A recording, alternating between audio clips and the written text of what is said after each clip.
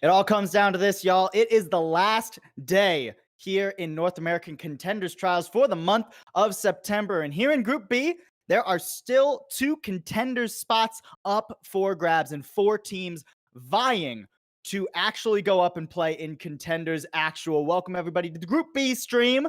My name is Possible. With me is LaFon, as per the norm. We're going to be taking you through the 2 matches here on stream today. LaFon, this is going to come down to the wire. Right. This is actually very rare for us to have a conversation like this on the last day of trials, Paul. So excited to see how the matches kind of shape up, because there's, as you highlighted, some very real storylines and some spaces still left available for contenders in the flesh heading into this match, of course, between Lunaris and Malibu. I mean, there's a lot to play for here, and Lunaris, I think, perhaps going to try and play spoiler a little bit, but for Malibu, should they play it out closely, still an opportunity for them. Yeah, and let's just bring up the Group B standings in general, right? And let's do some caster math real quick. The way this works out, Lunaris and Triumph unfortunately have been eliminated from the contention, right? They'll stay in trials for this month. We'll see them back in October, but they can't make contenders. Noble and Malibu are playing for 1 spot. Not literally. They will not play each other.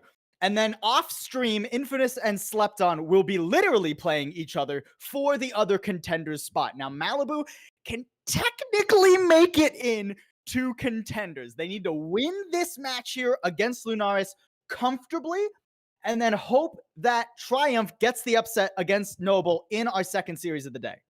Which is a very tough order to hang your hat on to make your approach into contenders. But at this point of the week, that's kind of where you're at. We'll get to the other match of Slept On and Infamous in a later session when we're sort of wrapping up. Triumph and Noble is the one on stream later. It's gonna be an interesting one. But I want to talk, of course, about Malibu and Lunaris in terms of their actual matchup in game as we get set for the match here. And right away, we're gonna take a quick look at the rosters. You're gonna notice that Malibu, having some different names here, but they, Maxim is gonna be playing DPS here, not tank as he normally does. So we'll see if that has anything at all. Lunaris, the same roster that we expect from them early on in this match. And Lunaris have always been a fun team to watch, LaFon. They're very much a team that kind of plays to the tune of their own drum most of the time, but this is also just a strange week in general, right? You know, we have new meta coming in. We're finally getting some Overwatch League looks at what the quote unquote meta should be. And even that's not very consistent. So, as we head into Busan, our map number 1 for the day, everything's up in the air. Right. And I mean, I'll get to this as we head into the matches a little bit more, and when we get into the map itself, we'll get an opportunity to talk about the meta as it sort of has shaped up to be. But at least initially, there's been a lot of flexibility in hero selection, especially on the tank role. That one's kind of been unsettled.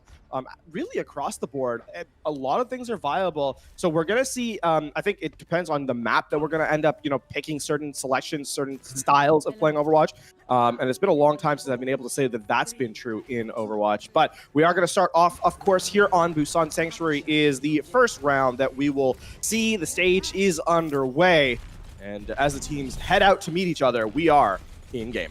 And already a bit of different styles, as you were alluding to, LaFawn. Dive for both teams, difference in main tank with the Wrecking Ball for Cedro and Bulby's rocking the Winston, but the DPS completely different from each other. One is just that full committal dive based off the hack from Tree, hack on the Sombra, whereas Aspire and Maximus, they're going for double sniper here on Sanctuary. Cedro already meeting the wrong end of a hack. He'll go down pretty early here, and Morb's not having a good time either.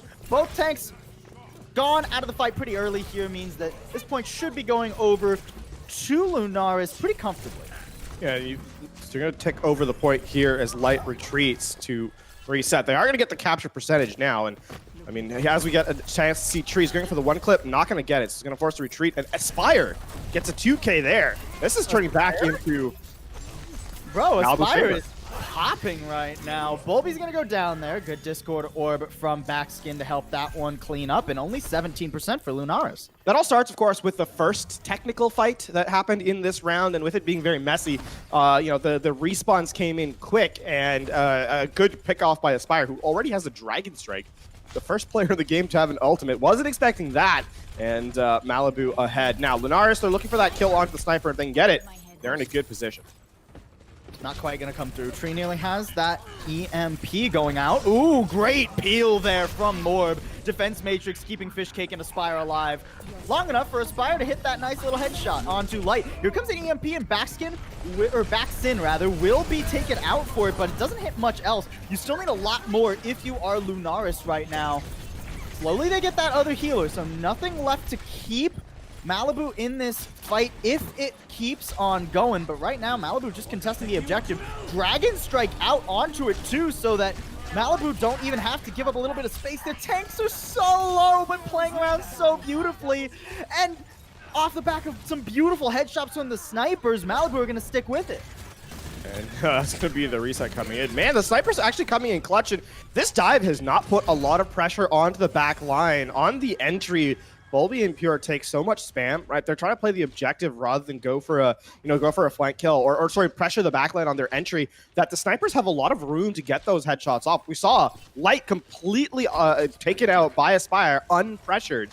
And if Lunaris want an opportunity here in this round, they're going to need to start putting a little bit more emphasis on the snipers in the backline. Especially Aspire, man. This guy's always been a great Hanzo, and now he is showing it. Light goes down early once again, trying to dive into a Hanzo who is ready to meet his maker. Baxton will go down early again, so the dive not completely inept. No, that's not the right word. That's way too harsh, but not useless there. Will get one. It will get res though. Cedro solo won't be able to sustain through that hack.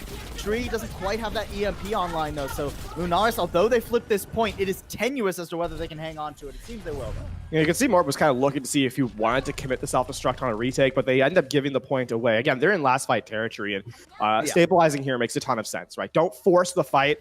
Just reset, and reapproach the objective. Coming in, though, Tree does have the EMP. And this is going to have to be the start of something big if Lunaris wants a chance to get back in the stage. Tree trying to dodge around the spy setting right now. He's looking for that key hack. Morb's got his number, though. Fishcake's number is the one to come up. He'll be going down, and that's an early reset for Malibu. They'll get Light on the tail end of it. Maybe Malibu actually want to stick with this. It seems they do. They got to be careful. Bulby gets disrupted, not able to get the kind of momentum he was looking for, but the minefield still comes out and forces that transcendence from Baxton so that Malibu can get to the objective.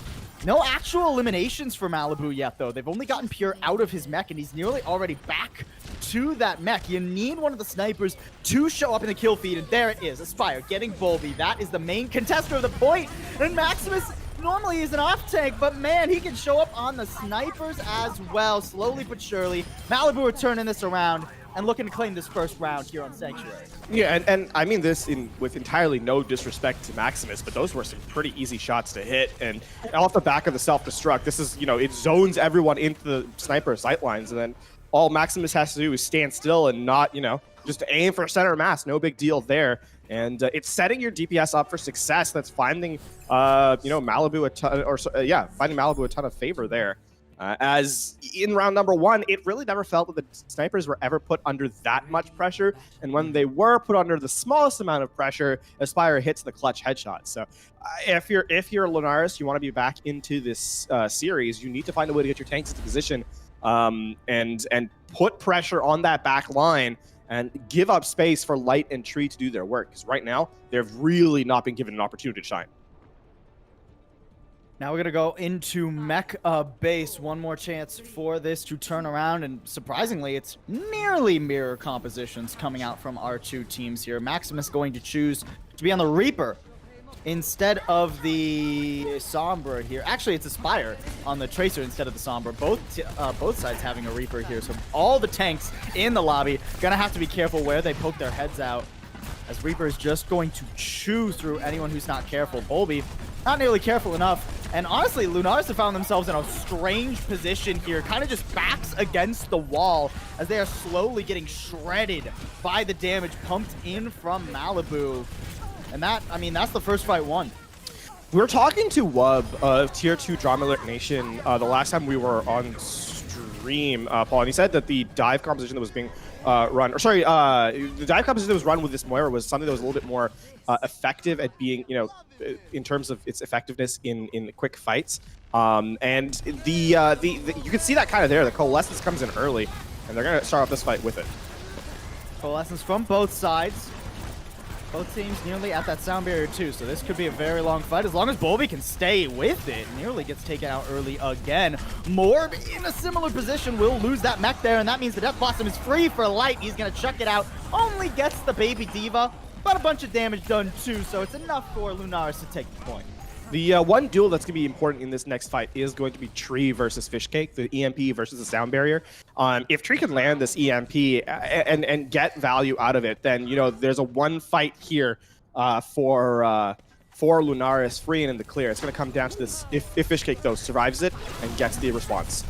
EMP, okay, well, Cedro not even going to be alive for the response. Sound barrier is going to get thrown out just out of habit there, but an answering barrier from Noctis keeps Malibu at bay. They're just going to hightail it back to spawn. Yeah, the sound barrier unnecessary, though, because there was no way anyone was going to push it off that sound barrier. And it's a bit of a wasted ability, so Lunaris are slightly forced to recall here. They'll come back to this choke point. They're not struggling too much as of yet, to be sure. And Tree's already halfway back to the next EMP. Early Coalescence, just straight push in for Lunaris. They're getting aggressive here. Ooh, but they're going to run straight into that Death Blossom. Pure won't get away from it. Both mechs have been traded, though, so neither team working with that defense matrix. It comes down to the Reapers. Who's going to get the better end of the damage? Volby pops the Primal, but he gets hacked. He's just all battery now. Look how quickly that 1,000 health pool disappears. And after it's gone, what's left protecting Lunaris? Not a whole lot, as Malibu take the point. And actually, one thing to kind of note is that Aspire, who switches to the Sombra to mirror out Tree, also nearly has an EMP as well. So it's a tough place to be if you're going to be a tank in the next engagement, because there's going to be EMPs online in both. We are having a quick technical pause as one of the players gets set to get back into the lobby, but when that is addressed, we will be right back into game. Paul, one thing that's been kind of interesting to me has been the dive composition we're seeing from these guys, because as evidenced from our history of trials this season, both EU and NA, as well as what the Overwatch League has kind of been showing as well in the last couple of days, this has been one of the more flexible patches to kind of play your tanks on. And so I'm not surprised we're seeing dive. I am kind of surprised that we're seeing dive from these teams. Well, and it's strange variations of dive across both maps, right? Yeah. Because, if you ask me, what do you consider dive characters? I normally wouldn't say, like, Reaper, right? I'd put him more in, like, a rush, a brawl kind of composition. But, I mean, it still works here on mecha base, right? Because it's so enclosed and there's so much high ground. So you still want to run the dive. Yeah, I will say that there is sort of it's not dive as you historically know it, right? Right, Like it's not where GT dive. no, it's not, because that really was dependent on staging, right? So you would have your tanks kind of place themselves in a position to go to another position where your DPS would then meet you, and you would all focus a target down. So when I say stage a dive, that is what I mean. Right.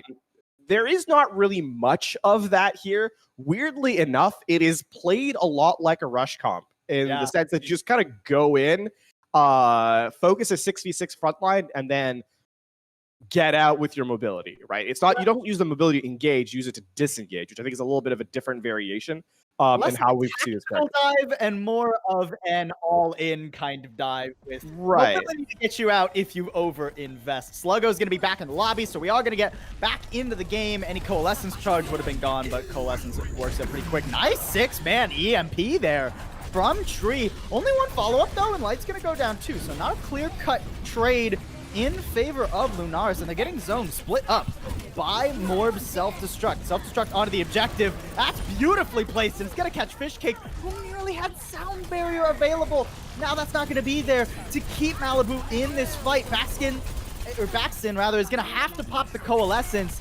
It seems to be working, though. Bulby's going to go down, and Light's going to join them. So even with Maximus going into the grave, there's not much left for Lunaris to turn this fight around. Yeah, and the EMP was there from Aspire to make sure that they definitely won that fight. It confirms 1 kill, but in a situation where you're up by 1, it helps you to just make sure the fight continues in your favor. Malibu now, have some resources to work with. They're going to have the Death Blossom. They're going to have the Sound Barrier in this retake. So, I mean, if you can get past, if you can get past this choke unscathed, things are looking good for you. Interesting investment on the Sound Barrier, but I mean, with Bulby going down, it makes it worthwhile. Maximus throws out that Death Blossom to no avail, and Sound Barrier now for Noctis too. So looking good here for Lunaris to keep this alive, and if they really need to, they can use this EMP. You don't really want to. You want to try and cap this without using the EMP, but it's not going to have much of a choice here. Self-destruct up in the air, and the EMP comes out underneath it. There's not much follow-up under that, but there will be enough. Just by the skin of their teeth, Lunaris will keep this round alive. Yeah, I mean, that was the fact they have to use that EMP is actually pretty disastrous because they don't have the punch-out ability that they need for this next fight. Aspire going down is going to buy them some time, and it's also going to delay the EMP. But I mean, coming into this next engagement, right, the fact is Aspire is going to have the EMP towards the tail end of this fight, and you have to dodge it. There's no defensive abilities to shut it down, so you have to hope that either Aspire misses or that you guys play LOS really well, because Lunaris are in a dangerous position. Light running forward, has to use the Death Blossom, needs to clutch this one, and it'll get one support, Noctis grabbing the other. So that means Malibu, they're actually stalled, and they don't have time to be stalled. It's 94% here. Bulby pops the Primal there. Cedro used one of his own, so he'll get to the objective and trigger overtime, but not much of his team is left to actually benefit from that one, and EMP does come out, but there's no one there to actually connect onto the elimination, so Lunaris, Fire back here on Mecha Base. We're going to go to downtown to decide who wins map number 1 as soon as all these stragglers are picked off. Yeah, a little bit of a miscalculation by Malibu in terms of who was available to contest, right? That misread the clock just a little bit, and you don't get that true last fight that you were looking for. Great call, though, from Light to take the Death Blossom in close and prevent them from contesting. So a good read there. Yeah. But as you said, we are going to round number 3 here for our last stage of this first map, and it's been very close. When in that second round, when we saw that brawl, I put air quotes around that dive composition. Dive brawl. Yeah, we'll have to workshop that one. We'll figure it out. But to that point, that was a much more even map. We are going to head to the sniper map of busan, and I mean, seeing how round 1 went, how unpressured Aspire and Maximus were, you have to feel that Lunaris are in for a tough situation here in round number 3. Aspire going over onto the Pharah as well. No hit scan for Lunaris to contest this. So Aspire, once he figures that out, he's probably going to look to play pretty far forward here, but still avoid those hacks. Tree can still make his life difficult, as well as Pure boosting up there to meet him in the skies. Go for a bit of a dogfight. Right now, though, Aspire is just hailing in those rockets, and Pure isn't really going up to contest him as of yet. Instead, they're going to go for the dive onto the low ground, try to grab one of the healers, and Baxton pays the price. Once again, a decisive dive from Lunaris onto that flex support, and that is a great burst into that fight to get them an advantage and get that first percentage. It's not done and dusted yet, though. It's the right read, though. You're not going to be able to contest this Pharah with your composition, so you have to win the rest of the neutral. And so, yeah, ignore the Pharah is the right play. However, I mean, Aspire has the barrage. Back onto Cedro, too. Oh, he's so vulnerable. Barely gets around the sign. Oh, and there's that barrage. Aspire cleans it up. 2 easy picks for the flying Pharah there. And now it's just about cleanup here for Malibu. No ults are going to be invested. If any were, I would be very upset at both of our teams. I was kind of hoping they would do it just to see what you would... You know, as I was saying it, I could see it happening through, like, the Matrix, but it's okay. Now on the reset, though, you're going to have the nano boost on the defensive end of things, and it's really who's the target. You play spread out here to dodge the EMP, and then you nano boost the target that's probably hit with the EMP. I think is probably your best bet here if you are Malibu. And it all depends on if Tree can land a good EMP. However, making it a lot harder is Maximus's Infrasight. Yeah, it turns out Infrasight's a pretty good counter when your whole stick is, I'm invisible and you don't know where I am. Tree not going to be able to set up very effectively there. Although a dive has still gotten pretty far back onto Maximus. Tree will go down in the meantime, though. So, still not a clear-cut win for Lunaris. They're all over the map right now, LaFon. I mean, the Sluggo's taking the 1v1 against Cedro. I don't know if he actually wins those ever. They're in the enemy spawn right now while their team is in their own spawn. Yeah, I mean, Maximus will get taken out again, light finding that 1v1, but this isn't really a clear-cut win for Lunaris. They need to group up. Yeah, this is very much a loss. Please don't tell me you're going. What a counteractive minefield there. The EMP will shut it down. Nano goes on to Aspire, who will be pumping out a lot of damage. The flip mid-fight, though, goes over to Lunaris, and it's not looking good for Malibu to recontest this. Sluggo pumping out the heals, just keeping his team on the point. Great dive there from Lunaris. That felt like a very weird return or response to the EMP that presumably Malibu knew was online. The EMP denies... Oh, Tree. The EMP denies the minefield, which was the peel for the counter dive, right? But, so a great EMP shuts that push down. Unfortunately, Tree is gone, so it's a 5v6 here in this engagement. Ooh, 5v6, but a sound barrier to bolster your ranks. Maximus right now swapping over onto that Tracer is having a rough time. Self-destruct catches him, too. That one's rough. Aspire has this barrage online, but he needs to get rid of the defense matrix first. Pure can easily counteract him, and Aspire knows it. He's just going to have to back up. But there's not a lot of time. We're ticking up toward 80% here in favor of Lunaris. Yeah, I mean, they are going to have one real fight left. Of course, they do have to kind of contend with the EMP from Tree in just a moment. So, hey, Sombra can turn out the lights. Let's see if she's able to get it in time. But this is certainly that last fight that Lunaris is hoping for. Tree, the linchpin of this map right now. It all revolves around how good this EMP is. If he can even get up to it. Yeah, okay, he'll have it. No problem. No worries there. Aspire trying to play around this pillar. Still gets hit by the EMP. Translocator in. Now Baxton's gone too. This is it. Done and dusted for Malibu. They're not going to win map 1. They'll have to look to sweep the rest of the series because Lunaris come out and they claim downtown. They will walk away with Busan. That is honestly a very close map, all things considered, but for Malibu, not close enough. And man, that magic number is slipping away, Paul. That magic number is slipping away if you are... The magic number has come up, right? Keep in mind, Malibu's still technically in the running for making it into contenders. But from here on out, they need to win every map and later hope that Noble lose every map. That is their only condition to actually make contenders now. If Lunaris take even one more, even if Malibu win the series in a map 5, the math will not favor Malibu. They cannot make contenders. They will be stuck in trials until the month of October. So Malibu, it's on a razor's edge now. They don't have a lot of room to work with. No, and I mean, this is one of the things that, this is trials. This is trials, right? Yeah. The last day of trials always has these kind of conversations of, okay, but maybe if we do this just perfectly, then things will work out in our favor for Malibu. That time is running out. Not only is the magic number not in your hands, but already you are one map away from just not having a conversation at all. We are going to go into map number 2 very, very swiftly, though, as it is going to be the hybrid map of our pool. Hollywood coming in for map number 2. And I want to give Malibu a little bit of credit here.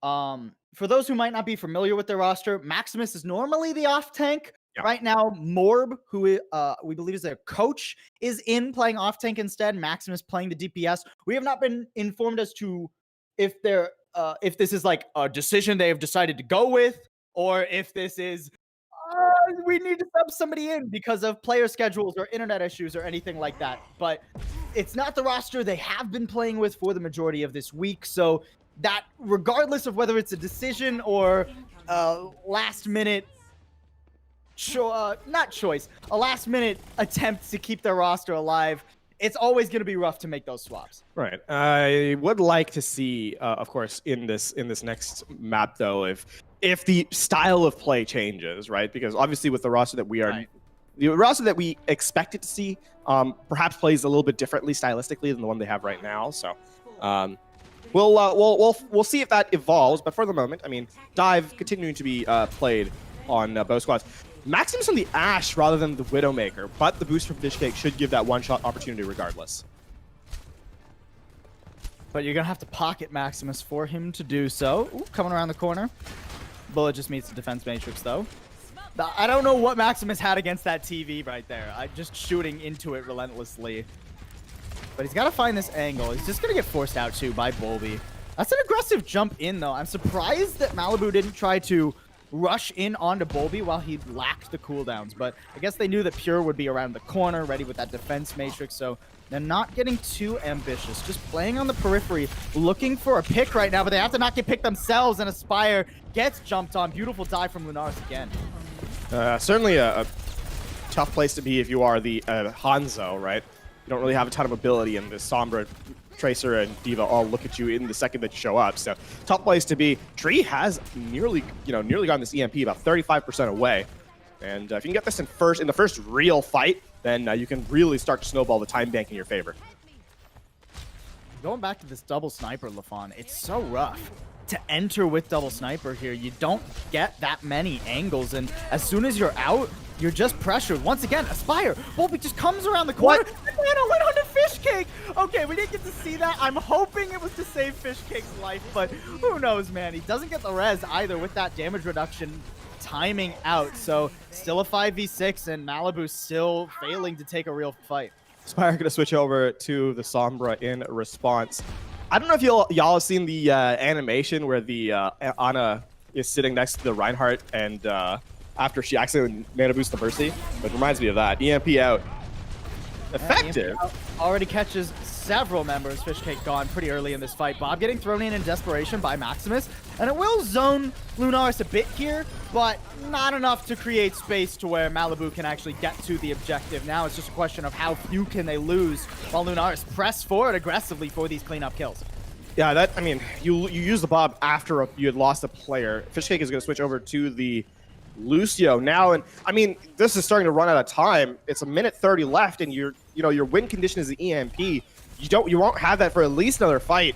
And meanwhile, self-destruct and primal rage available to stall. So Lunaris actually in pretty good position here.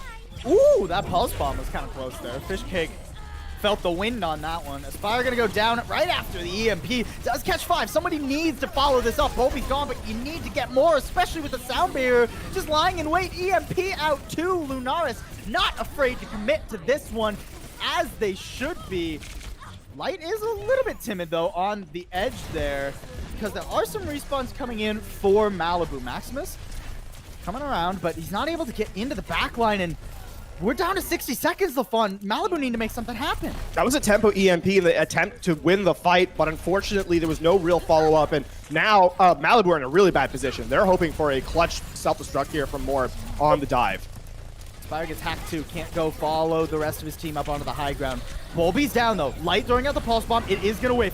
This is the chance for Malibu to stay not only in this map, but in contention for contenders. You can't lose Baxton though. Maximus, you need to make something happen. All right, nearly one tick taken, but another support gone, and Fishcake had the sound barrier.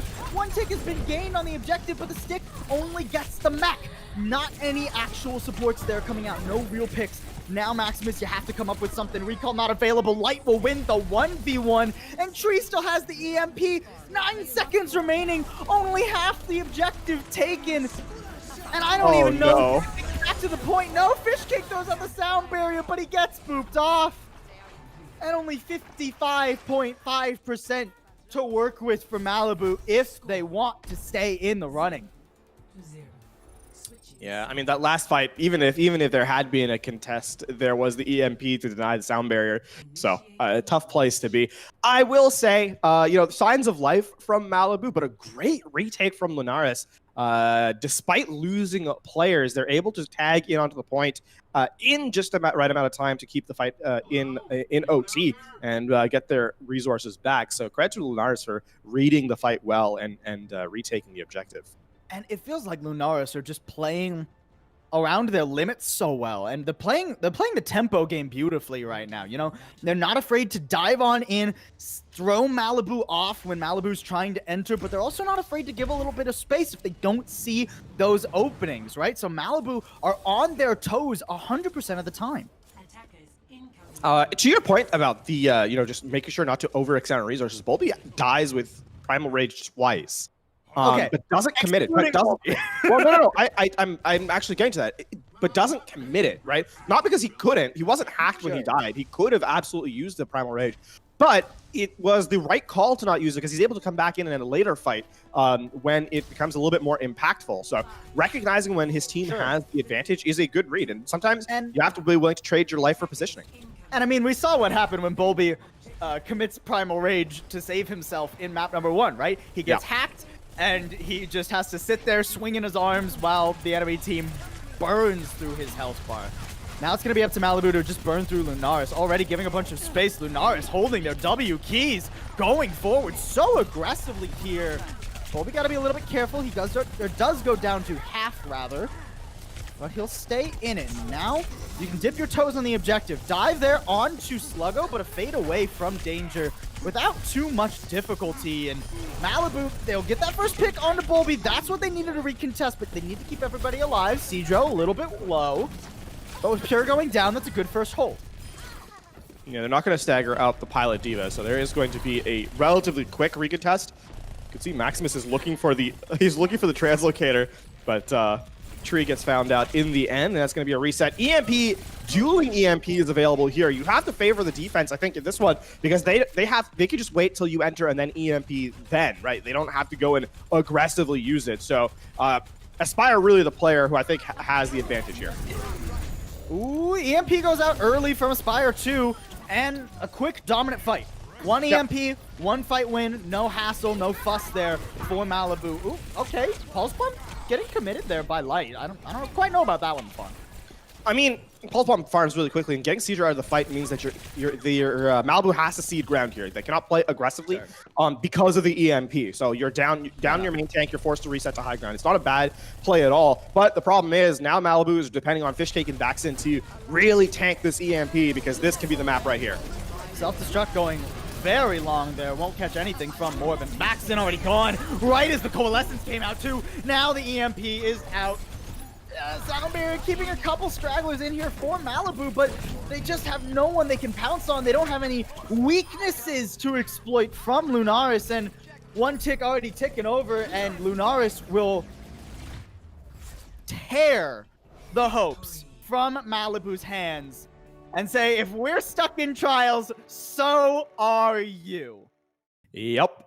They get to play spoiler, and spoil they do. Lunaris here taking the victory in map number 2 and put themselves at match point now. And I have to say, I'm really impressed with the coordination and execution of the Sombra dive composition that we saw on the first 2 maps from Lunaris as an evolution in terms of how they played, right? That was a very, very stale stage 1 on Busan, on Sanctuary, right? Maximus and Aspire getting a lot of value on a dive that was weak. It wasn't particularly effective. Stages 2, 3, and obviously in map number 2, certainly a step up for Lunaris, and put themselves at match point.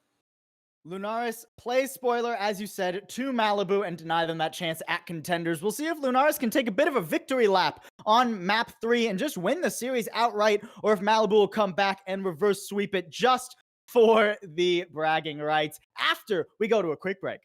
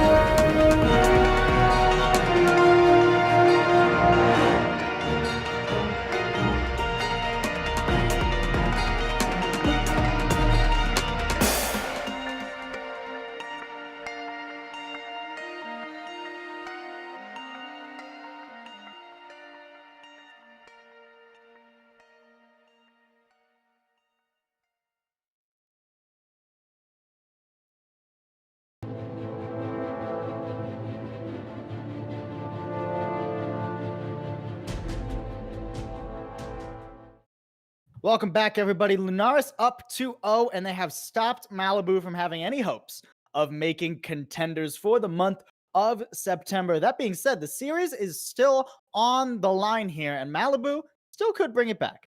Playing for pride at this point, and sometimes pride is all you got. So Malibu looking to bring this one back for sure. We do have our reset going in, so we are going to head into map number 3, which is Escort, and Junkertown is going to be the name of the game.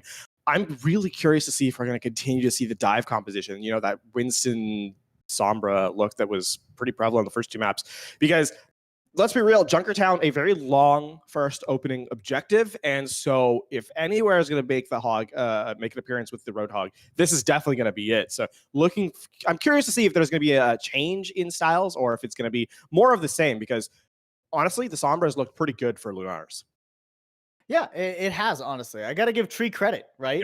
I feel like all these EMPs have been pretty consistent, you know, and that's something that's hard to do for even like the top level Sombra players. You know, even the best players like Lip from Shanghai Dragons, you'll see some EMPs where it's like, you got one person and they didn't get the kill. Oh, that one's a feels bad. But Tree not having that issue right now. No, and I mean, you know, even more than that, I think there has been 2 or 3 tempo EMPs that were used, and they were effective at their jobs, right? Which is to continue making sure the fight goes in your favor. And I think the one thing that's also been impressive has been the rate at which the EMP has been charged, because it's been pretty quick. One every 1.5 fights or so, which is about all you could really ask for from your DPS players. So, you know, on Lunaris' side, Light and Tree have really woken up and started really putting a clinic on here to prove that they are willing to stand by and take this series. That being said, we are gonna, you know, as we head into the map in just a minute, is that sort of a one-trick composition they have, right? Is there a chance to switch it up a little bit if necessary?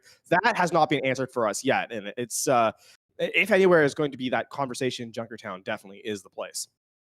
And Junkertown's going to play pretty well into what Malibu have liked to run thus far, right? We've seen double sniper from them more than a few times.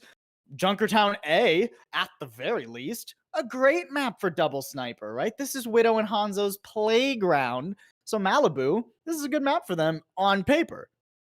Right. I mean, that's always the case, right? Is the theoretical conversation really what we're going to see? And I think, you know, that's going to have to be the answer that Aspire and Maximus specifically have to bring to the table, because their sniper, again, as I said, you know, before the break, stage 1 of Busan on Sanctuary, the double sniper worked out really well for them, but that was also in part due to a very limited dive composition, very limited aggression from Lunaris. When that aggression came in, all of a sudden the DPS would put a little bit more under examination, and they weren't able to quite stand up to the scrutiny of Light and Tree. So definitely going to have to be an adaptation here from Malibu if they want to keep the series going. And interestingly enough, Lunaris sticking with this comp on Junkertown A. This is a bit of a rough place to try and run dive, Lafon. There's not a ton of high ground, and what little high ground there isn't ideally placed. Plus, you're running into all those sight lines. I feel like they're going to have to hold pretty far forward for this to work. I'm not sure that was the most subtle thing Bolby could have done. oh, he goes back. The bait. Well, Aspire and Maximus now have full understanding of what's going to be played, and so they're going to switch over to more damage throughput. Maximus going back to the Widow. Cedro and Morb, I like this composition better than the Sigma. I don't think the Sigma Hog has a lot of value, and I think the Diva has more PL potential, so that's in my opinion, a better shot. Doesn't look like Cedro's staying on it, though. Ooh, might just be playing for that early hook. Okay, he's staying on it at least for now. There's a hack onto Morb, though. Pure and Morb going to trade Diva Max. So not really an advantage for either team there, but now the spawn camp is coming through. Hard to spawn camp a Pharah and a Roadhog, though. It's a lot of damage, it's a lot of pick potential, and Malibu, they're going to find that, or not Malibu, Lunaris, rather, are going to find that out the hard way. Sluggo going to switch over, so there's going to be a compositional switch up. Sluggo is going to try and make Cedro's life hell in the next couple of minutes, as he's going to try and sleep him, hit him with the anti-nade, just generally make the Roadhog miserable. I would also expect the hack to be committed to the Roadhog.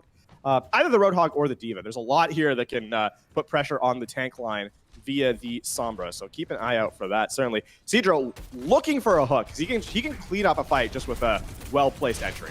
Ooh, Tree giving Maximus a hard time too. Maximus is gonna get Light, not even look at him, just gets him with the mine. That is a feels bad for Light there. Now Maximus can play on this angle with impunity, doesn't have to worry about anybody. That's gonna be a, oh, you got it. That's gonna be a pretty quick and easy point A going over to Malibu. Ooh, what a direct there from Aspire. Never forget, this man's got a crazy Pharah. Yeah. The ground Pharah is sometimes the deadliest or something like that. Heading into this next fight, there's a lot of one-shot potential for... Again, Cedro can really just end fights by himself with a well-placed hook. And so that's really the question here. Between Maximus and Cedro, which one of them is going to get the first kill? Because that is what allows them to just win fights without really ever a contest coming in. Infrasight out. Here comes the dive forward. Aspire is behind them, though, so if he can win the mind games against Pure, he can get this barrage out and at the ready. There's the nano. DM was used. but not fully committed to is the barrage. Bulby just going to get isolated. Has to jump out to safety. Bubble will protect him, but not from the barrage. Good work there from Aspire to get that main tank, and now the payload can get moving.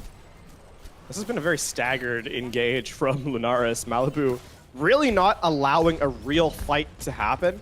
And you kind of have to do that if you are the, if you're playing this Roadhog comp, because you don't have a true engage utility from your second tank, right? Roadhog not really known for his mobility. That ends a fight before it starts, though. Roadhog very much known for getting those early picks. Take a breather too, so he'll be fine. EMP does go out and Aspire, feels the wrong end of it. Ground fire not working out when it is forced upon you instead of taken willingly. Bulby not getting anything with that Primo though, and with the res coming onto Aspire, Malibu should still have this in the bag. There's the whole hog out too, an expensive fight, sure, but you hardly really care if you're Malibu. You're gonna get point B off this. And in some ways, that was actually more expensive for Lunaris, right? Because they they have to commit multiple resources. Wait. Okay. How did he not die? There's the recontest. I don't know how Pure survived there, but he does. And now he's got the self-destruct coming out. Sluggo already gone. Cedro does find the wrong end of the Hellfire shotguns, though. So Lunaris still looking to stabilize, and Malibu has been forced back at the very least. You can see going to the objective. Oh, sorry, Aspire gets the nano boost here. Yeah, but where are his targets? He doesn't have anyone to use this nano boost against. He's just long-range pelting Noctis there over in the room, and he doesn't find anything. Fish Kick in trouble, barely gets peeled for, but won't get away. Bulby does get traded, though. Tree into the back will dodge that sleep, but won't dodge a headshot. This is all over the place, LaFon.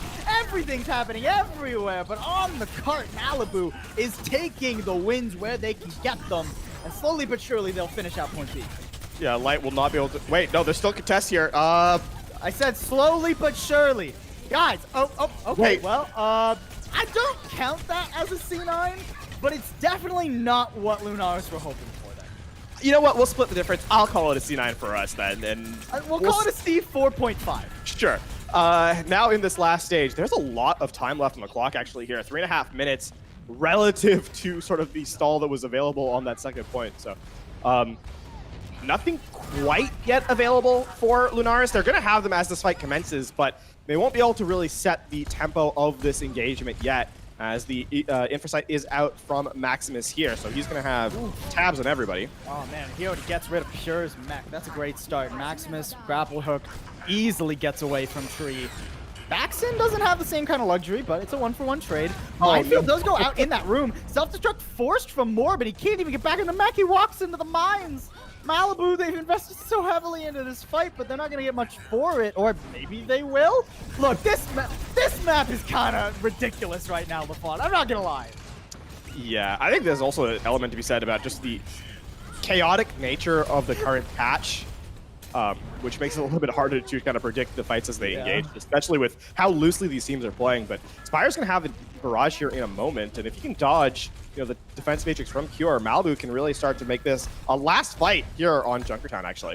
Lunaris can look to win that ground war, though. They've got that sound barrier and the... Oh, well, I was going to say the Death Blossom, but Tree's not going to live long enough to use it. Great sleep there from Baxen. Nano thrown out onto Aspire, too. Needs to start hitting some of these directs. Can't quite get onto Noctis there. And it's going to get beamed out of the sky by the anti-air coalescence from Sluggo. It was a great start from Malibu, but Lunaris turned that around. Bulby actually being as annoying as possible on the Wrecking Ball, and sometimes that's what your job needs to be as the main tank. He knocks Aspire a couple of times around as he's trying to get the directs and dislodges aim just enough to prevent the Nano Boost one-shots from coming in. Aspire, as a result, is going to switch over to the Sombra. So this is, looking for that EMP fight, but they are down to a minute and a half, so it's... Oof, and the Death Blossom doesn't quite get negated enough there by Moore. It started off with the defense matrix, but Fish Cake will still get caught, and once both supports are gone, as Baxen falls too. Not much hope for Malibu. We're running out of time too, LaFon. We're down to 1 minute and 10 seconds. Not only are you down to a minute, okay. Oh man, these fights are, okay. I think Tree gets hacked. So he's going to take it out. Can we finish a fight decisively? No? Okay, now Malibu are winning this. All right, well, that's fine, I guess. They'll get this cart moving. 60 seconds remaining. EMP at the ready for fire. Yeah, that's going to be, I think this is going to be what helps close out the map. If this EMP lands, you close the map. If you don't, Lunaris should have a retake here off the minefield sound barrier and coalesce. He hit 3, but the sound barrier is there to counter it.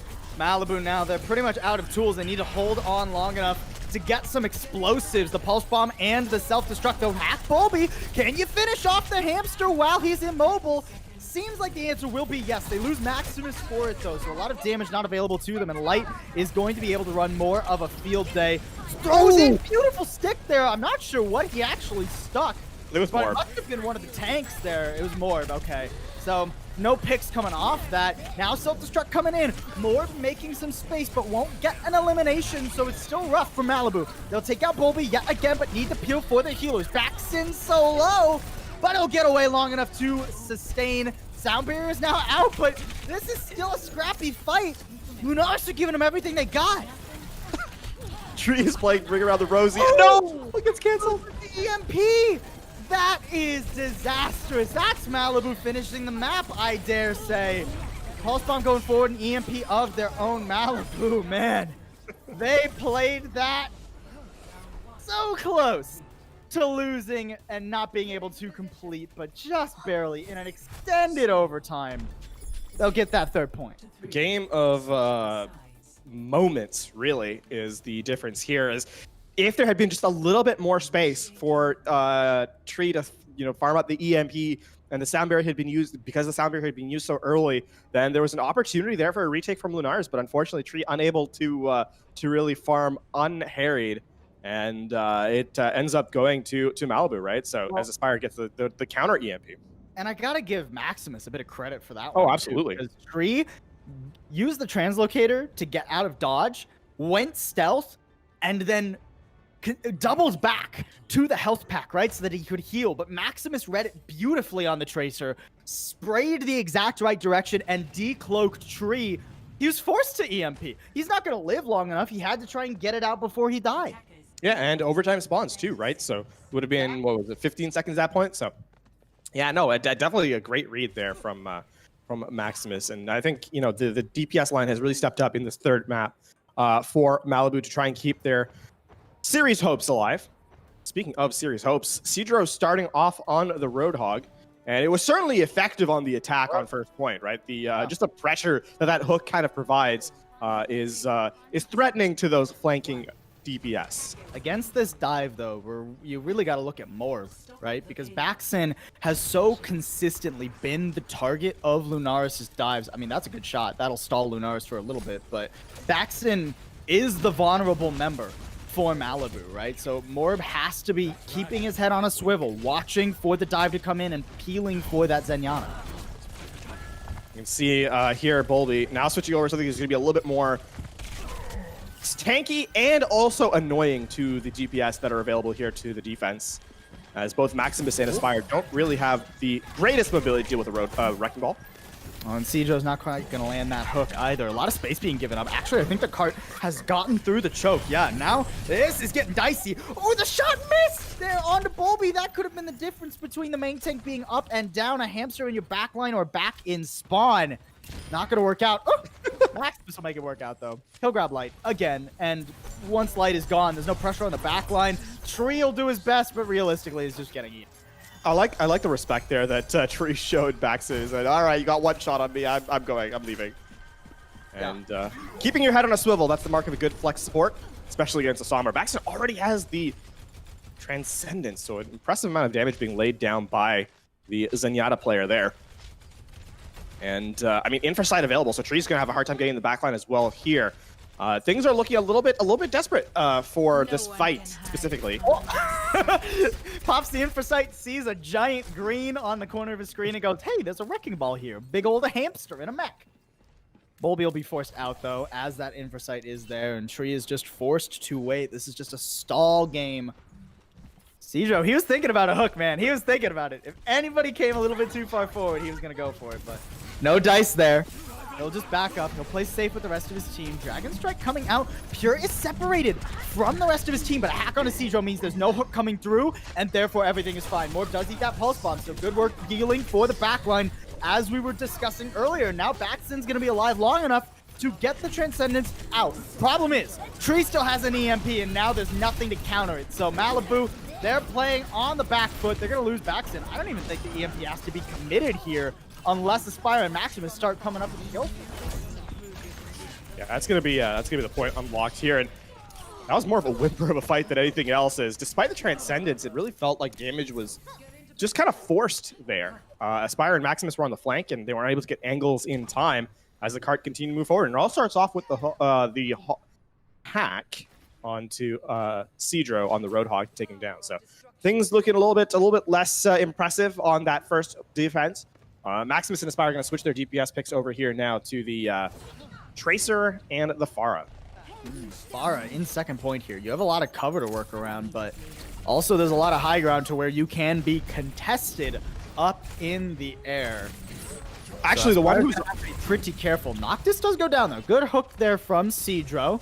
So no sound barrier available if Lunaris even opts into this fight. There's the EMP coming out too. Does catch on to 3. Maximus will go down. Aspire playing the ground for yet again, but will be fine. More, not so much. Oh, the pocket. Oh, it keeps him alive for so long, but not long enough. And now it's just up to Cedro to contest the objective, and he just has to play around this room.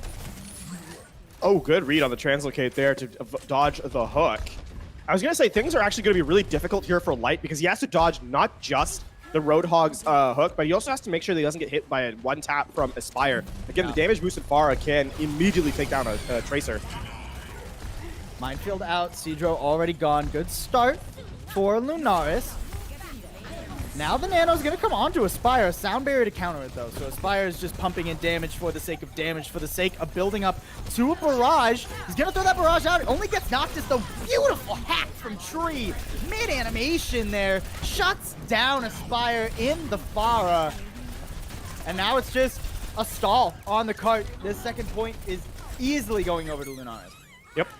And they should be able to win this next fight out cleanly off the back of the EMP here from Tree, unless Baxted comes in with a spectacular, either Baxted or Aspire come in with a spectacular deny with their respective abilities after the switch comes through. And, well, it's just going to be a hack as Baxton goes over to the Moira as well. So it's going to be mirror compositions now, actually, from these two teams. Malibu looking for the King Gauge. Hack on the Sluggo. Good peel there, but now the DM is out. Defense Matrix gone. Sluggo, the hack wears away, and he'll be able to fade to safety. Pulse bomb forward. EMP out. Great work from Tree. This man is killing it on the Sombra. That's the exact EMP that Lunaris needed to turn this fight around.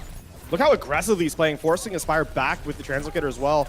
And Fishcake's going to get out in the nick of time, but it's already too little too late as the cart continues to move forward. Aspire's been, being forced back so much, has struggled to generate this EMP charge, only at 50%. And, self-destruct and coalescence available. There's really a fight going to be forced early.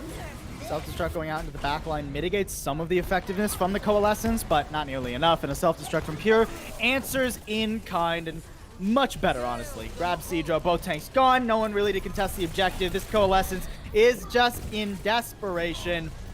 Lunaris are going to walk this home and have 3 minutes, 12 seconds on the board as we head into extra innings. Yeah, and the Roadhog pick not nearly as effective on the defense as, staging. It really felt like the hack was being dedicated specifically to the Roadhog, and Tree's job was to make Cedro's life as miserable as possible. And he's doing it well. And not only Cedro, right, but he's getting beautiful hacks onto Aspire, onto Maximus, more. Like, this man, it feels like he is hacking the right target every single time in these fights on cooldown for the hack. I wish we had stats, man, for Trials. I wish we had the Tournament Realm API because, man, I want to see how many people Tree has hacked this match. I'll make sure to get my notebook and start counting because no, I'm not joking. That's actually something I used to have to do manually when I was still in the analyst part of this job. But that is something I actually want to keep track of because it is very key. And not only that, how many hacks have turned into eventual eliminations, right? Because a hack that's just committed is just a wasted cooldown. But if you turn that into elimination, or you force like a key target out of the fight so you open up space for your team, that's a very, I think, important metric to kind of keep track of as well. So yeah, credit to Tree so far in this series. 2, 1. Attackers incoming. Money doesn't grow on trees, but EMPs seemingly do. Follow my lead. It took me a minute to think of that pun, but I got there, LaFawn. Are you proud of me? No, I was hoping you would actually skip that one. Well, Bolby is going to hope that... Bolby, not too proud of Bolby there. Gonna be real. Does kind of just leap his way across the map to death, so this is gonna be a pretty good start for Lunaris. I mean, or for Malibu, rather. They were expecting that, right? The early hold yet again from the defending team. Not too surprising. Nope, not at all. And, I mean, this was also technically how that first fight started on Malibu's last offense with a good pressure from Cedro that opened up. You're not really expecting to get a hold there. It just buys time. And with the fact that you have such high mobility characters, you're gonna be back in the nick of time anyway. So Cedro misses his hook onto Tree, but seemingly not mattering as Aspire takes down the lights. Bro, Malibu are just not letting Lunaris play the game right now. Look, they've pushed forward too. Aspire taking control of this sightline to keep Lunaris out. Tree has EMP, and this is overtime. So if they can get a fight on card, you can see how loosely Malibu's playing. They don't want to get stacked up here for Tree to get value out of this ability.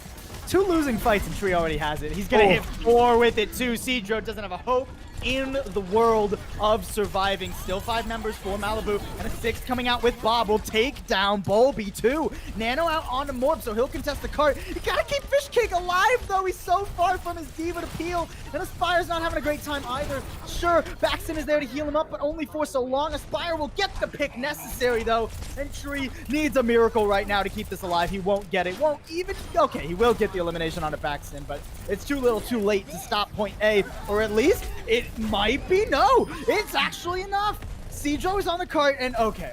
No turnaround for Lunaris. As of yet, Straggler's coming back, but it's going to be hard-pressed to remove that Roadhog. That Pulse Bomb was a prayer, and it's unfortunately not enough. They're still going to contest, though. Ooh, Whole Hog used, too, by Cedro there.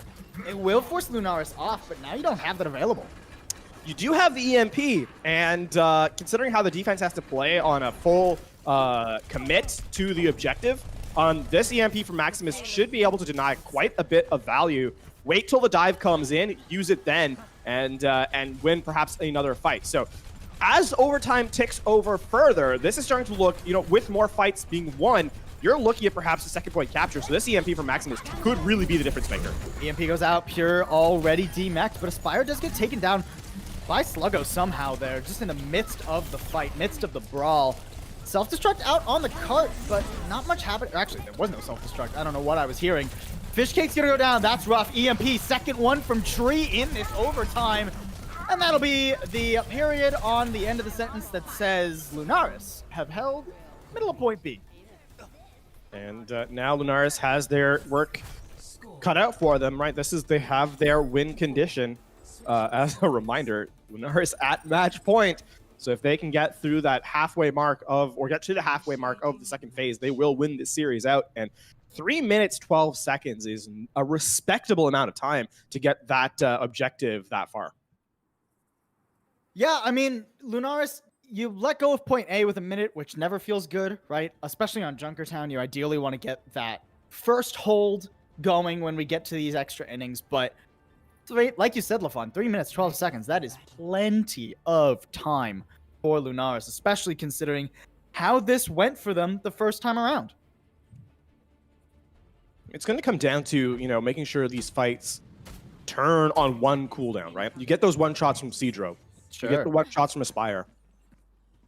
Dodge the hack from Tree. So it really depends on making sure those cooldowns are used effectively, Paul, because a lot of what went wrong on the defense the first time around was Cedro was unable to get those instant pickoffs. So I'm hoping that that's a little bit more effective this time around from Malibu on their defense. 5, 4, 3, 2. Name of the game is Cedro and those hooks. Every hook he gets before a fight starts The payload. will stall the game, but so will the pause, LaFawn, as it turns out. Yep. Bolby seems like he is reconnecting really quick. I've been told this is going to be a short pause, so no worries, guys. Don't go anywhere. We're still sticking with it. And, I gotta give it to Malibu. I like the adaptation where earlier in the series they were trying to run like Winston Diva into Winston Diva. I like Cedro going over to the Roadhog. I think it's been a good look for them.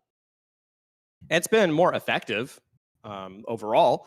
Yeah. I think the big problem here is it comes down to the fact that like if you're winning with the Roadhog, you can win quite a bit. But if you start losing with him, it's really hard to reintegrate into a fight. So we've seen that a couple times. Cedro has not really been able to get into a position to get those hook kills, and that's really started to affect his utility just a little bit.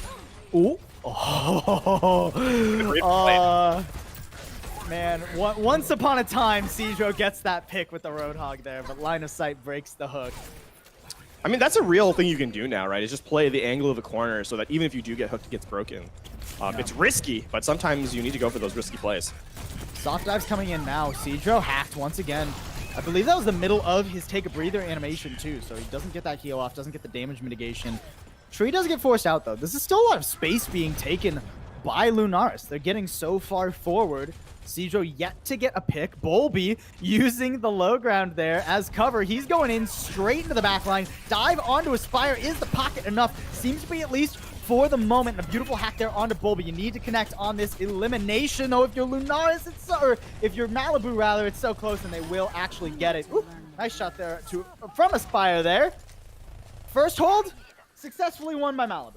The cart moved quite a bit though, so there's going to be, you don't have to stage nearly as aggressively with the objective in mind, because the cart has already moved past that choke point, so you can play an aggressive dive here. Aspire, great headshot there, denies the push, and I mean that's just going to buy time, which is exactly what Malibu needs. Desperately, and this time around, Tree is not really outpacing Maximus to that EMP either. Maximus doing a great job of keeping up to speed, both Sombras nearly having that EMP. So now it's a question of who gets the better one.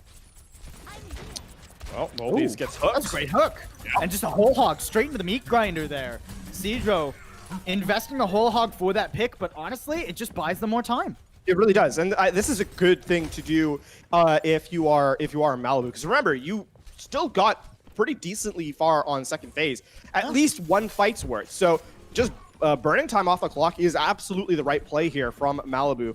And Cedro making sure the most oppressive player is taken away. Oh, what a good defense matrix there from Pure. That could have been disastrous for Lunaris, but instead, no dice coming up. More will go down. Coalescence invested here from the attacking team. EMP was used by Tree too, and it doesn't seem to have gotten much. Maximus still holding onto his own. Might not even need it for this fight, or maybe he will. Nah, he's not even gonna bother investing it, actually. Too much of his team is already gone. Maximus just gonna try and get out. Won't be able to, though.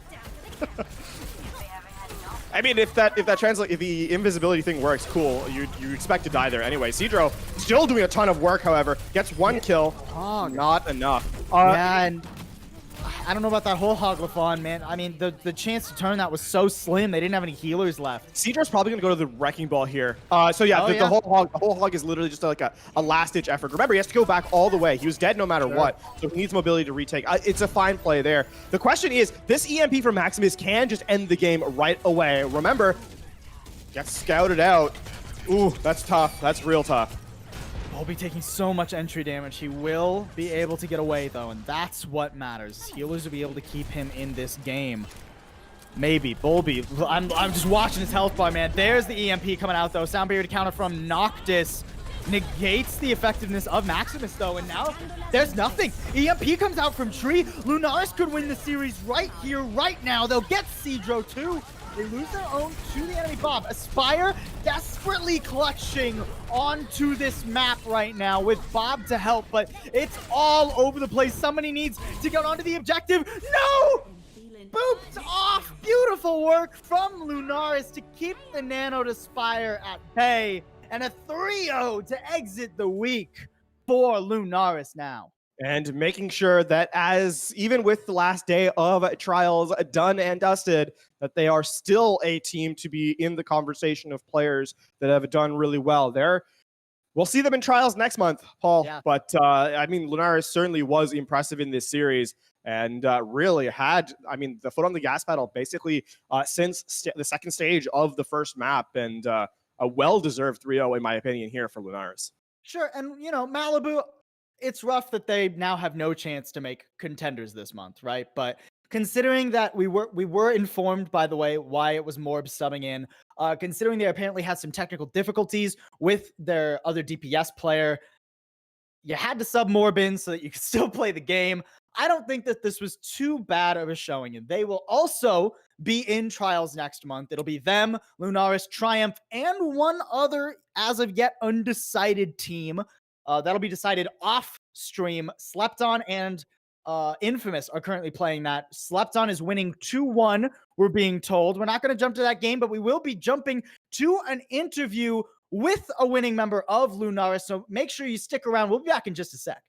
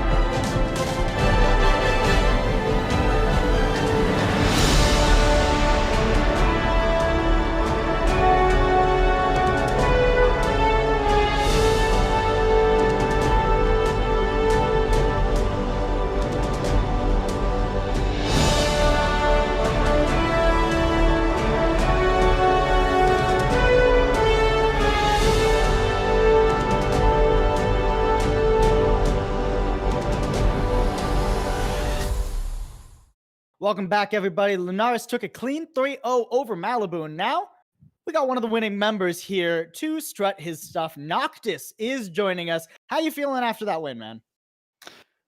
Feeling pretty good. It's unlucky that they had to sub, but yeah, still fun to play. So definitely feels bad for them. We'll get to the status of the match in just a minute, but I want to talk. Something that we've kind of seen throughout the entirety of this week has been sort of evolution of style. In the fact that we have a new patch, a lot of teams are still kind of figuring out what they want to do. We saw a lot of Sombra from you guys, that Sombra dive-esque composition. Is that something that you think has been really taking the forefront of what to expect as things go on, or is it really just more of a map-dependent kind of style? It's a lot more map dependent, I think, especially when it comes to like Hog and what you're playing with tanks. But with us specifically, we just played a lot of dive coming into the week, so we were just going to keep running that in unless we were getting like hard countered by everybody.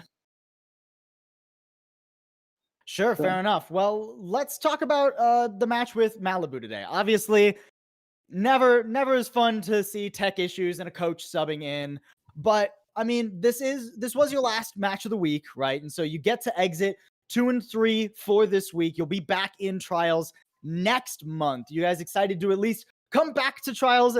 There's no relegation to Open Division this month. Yeah, it'll be good to play again, and it feels kind of bad to not like earn our spot just through winning games and getting maps, but it's nice to have another chance to sure get through all of it. I guess the last question from me has been there was definitely I mean, obviously we leave the little asterisk on the game, and it's tough to kind of ignore that. But definitely impressive, execution from you guys in this match today. Your DPS doing a fantastic job. You obviously on the support role, but for Lunaris, what's next? What's the evolution like from the end of trials this month into trials next month? What's that next step that you guys are going to take?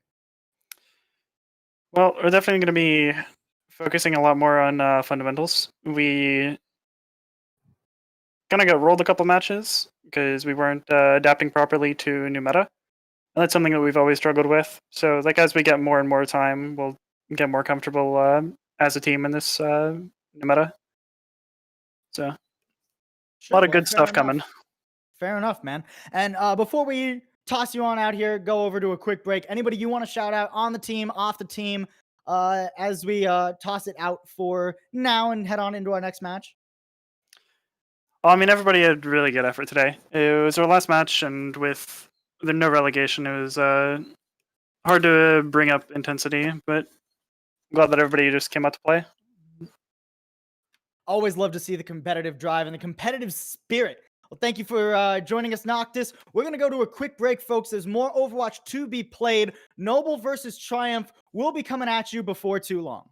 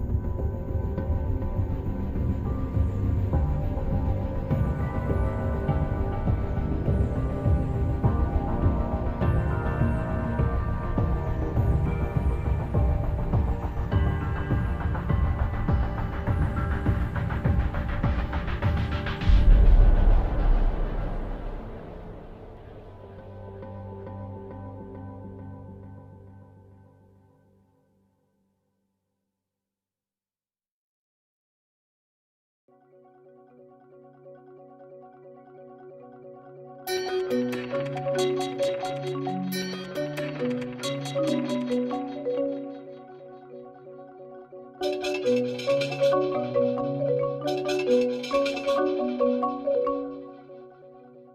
of training, guess my SR skills, has just prepared me for this moment.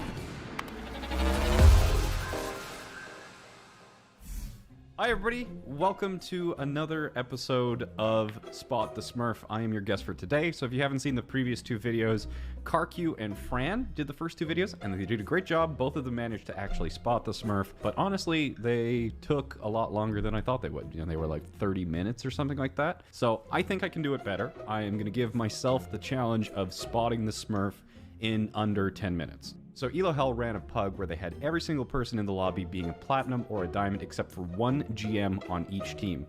They sent me the replay code. I have it here. We're going to go into it and I'm going to try and figure out who the GMs are, one on each team, in under 10 minutes. So I'm going to press the timer. I'm going to start before I even load into the replay thing just to make it a little bit more challenging. And let's get to it. Okay, so on Busan, let's just skip ahead because we've got a limited amount of time for the information. Okay, so we'll just look right off the bat. So Winston died first. I'm immediately going to assume that he's not GM. Hitten's a little bit in an aggressive position. We'll see if, yeah, good use of dynamite. Airborne, wall riding around. Doesn't look like he's doing much. Doesn't have much of a purpose in mind at all. Comfort's putting out some DPS. I'm liking Hitten so far. Hitten and Comfort, both of the hit scan DPS on the side of Team 2 are pretty good. Okay, so let's see what they're doing for the regroup and try and spot things more from the side of Team 1, because Team 1 has a GM as well. Okay, so Luck's trying to get some extra ult charge. That's good. Just trying to make sure that the space between team fights is pretty well used. The Hanzo going from some general spam. Yeah, okay, so Reinhardt's coming in a little bit early. I do like the Ana right now from Lux. Definitely a strong candidate. So immediately, right off the start, the people that I'm seeing is Lux, going to be the Ana, and then Comfort and Hitten. Hitten, like, he didn't get pressured. So any of the people who could potentially pressure down a DPS, not GM, or else they would have exploited that opportunity.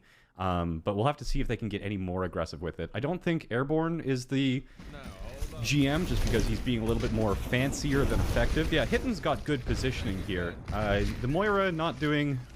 Let's see. Let's do just a quick peek on the orb efficiency. Oh, that's pretty good. I'll keep to see if he has coalescence and how it's used. Okay. Yeah, not gonna be Koja. Let's look at... well, it could be Lux because that nano looks like it was actually planned out here. Okay, that is a horrific noise. Let's not have that. Shady Tiger's just chilling. Where are we at? Okay, well, that's not going to give me much information. What do we have here? Okay, so floating around. I want to watch more on Lux. So he's gotten off Ana. Floating around. They are moving a pretty good click here. Yeah, I like the initial right clicks. Yeah, I'm going to say, I need to find both of them. And I've used 2.5 minutes so far. So I'm just going to say that probably Lux is the GM on Team 1. So now I need to figure out who is the GM, and I'm going to start with Hidden or Comfort on Team 2 here. So they do get slammed here. So hopefully they've got enough to be taken out. Yeah, Airborne's way too close in. Soldier's not it.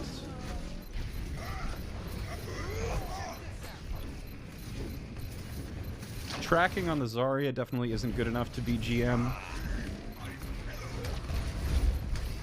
I mean, the blue Reinhardt's not bad, and main tanks are always going to be challenging. Like, if I'm surprised, yeah, Hitten's putting some shots in, so let's take a look at this right off the bat. Yeah, I don't think it is going to be Punky. Hitten is still going to be the guy that I'm looking at primarily here.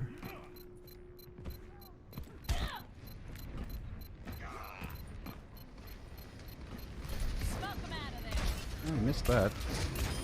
Good double tap. Good. I will fire. I will lead us to victory. I have taken the objective. Yeah, good little shot and dynamite too. Like that's a trained movement. So this guy's very comfortable on Ashe.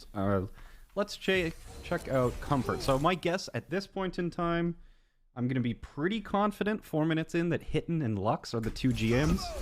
But let's take a look at how Comfort plays, because he was another possible, and then we'll use our extra time just kind of looking through the other guys and confirming. Yeah, well, I don't know why you'd right-click there. Not bad. Lux managed to get behind the shield just in time. So there is a Brigitte up behind him. Yeah, so the awareness isn't good enough for Comfort to be GM. So let's check the Lucio from Team 2. Not much point using the boot there. Good headshots, but they did grab. That's not necessarily anything GM.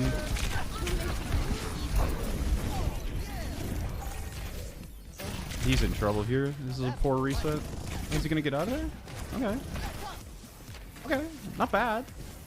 Definitely diamond somewhere in there. He just pulling back, spawn. Okay, yeah. This is pretty good.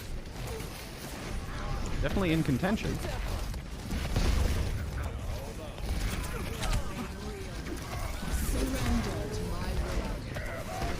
No, this is pretty decent play. This is pretty. That's definitely a potential. If it's not hidden, it could be Capybara. But let's keep looking around. Let's look at Punky.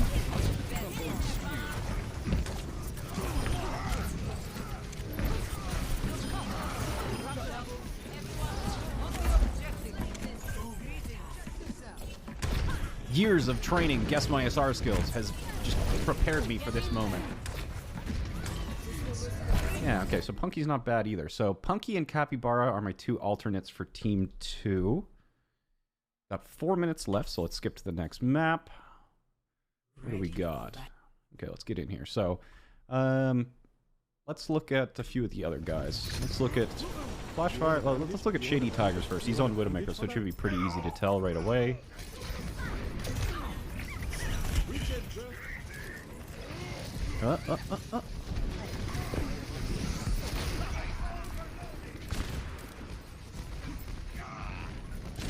Nope. Okay. Let's take a look at Baptiste, how he played. 1. Round 2. Capture the objective. Do you want a bandage? Do you want a bandage? Do you want a bandage for that?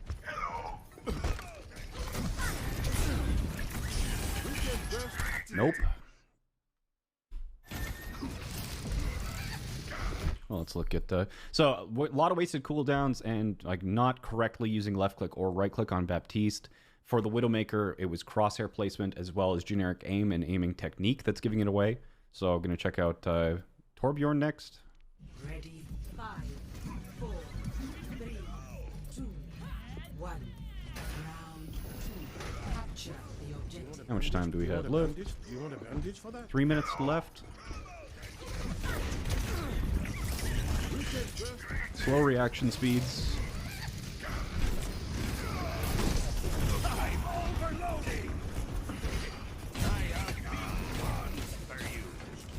Yeah, he seems like a little bit more panicked, so I'd say that error 418 is probably plat. Like the Capybara and Capybara and who was the other guy that I said? Was it Punky?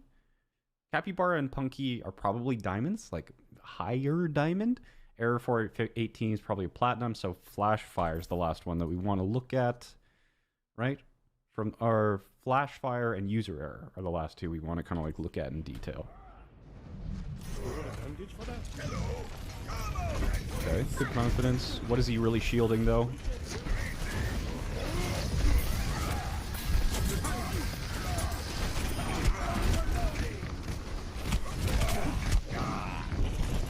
Yeah, it could be diamond.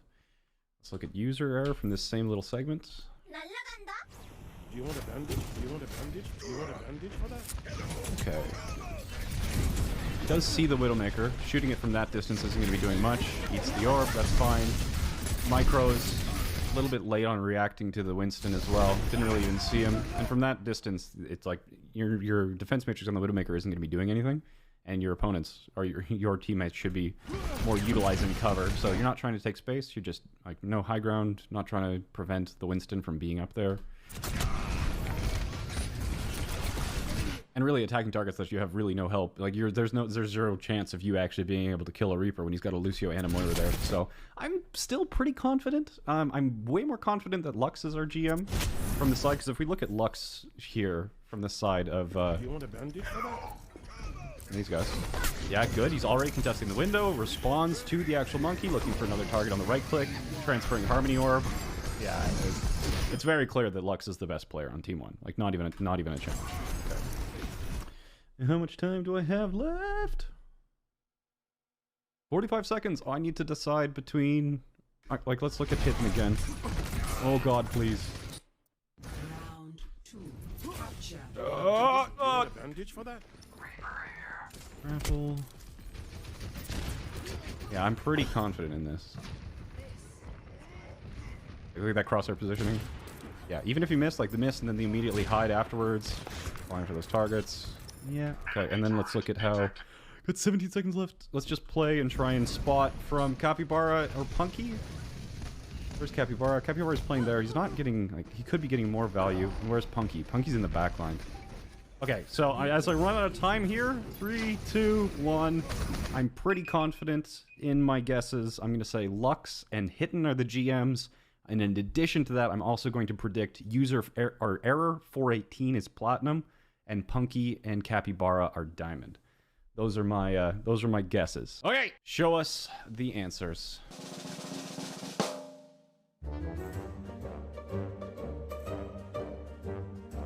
No! No! Ah!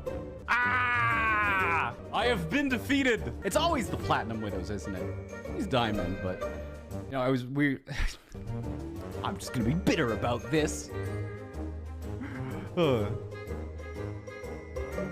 Surprised Punky's Platinum. How long is this music? This music is just making fun of me at this point. Years of academy training wasted. Yeah. What do I even do? How do I recover from this grave defeat? Is the music just gonna keep making fun of me?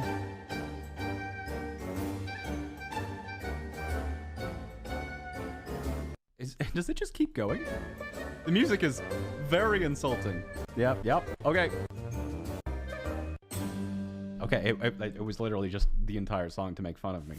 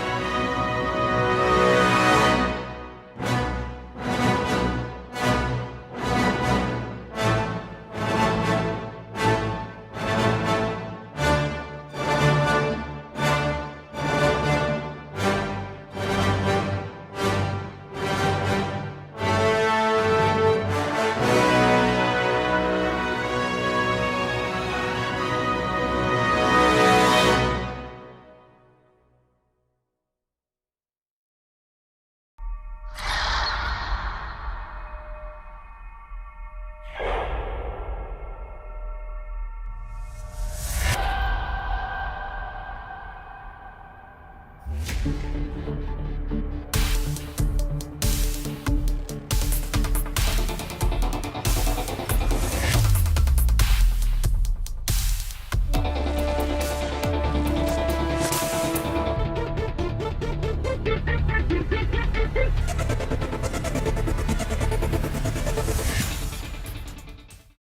one more match this month for North America Contenders Trials. Noble, they get to take their try at a victory lap. Welcome back, everybody, to the stream. Once again, it's Pulsable and LaFon.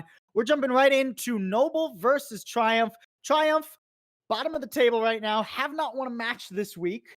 Noble, opposite. Now, let's take a look at the Group B standings. They're sitting pretty, currently at second, but if they get this win, they'll take first in Group B, LaFon.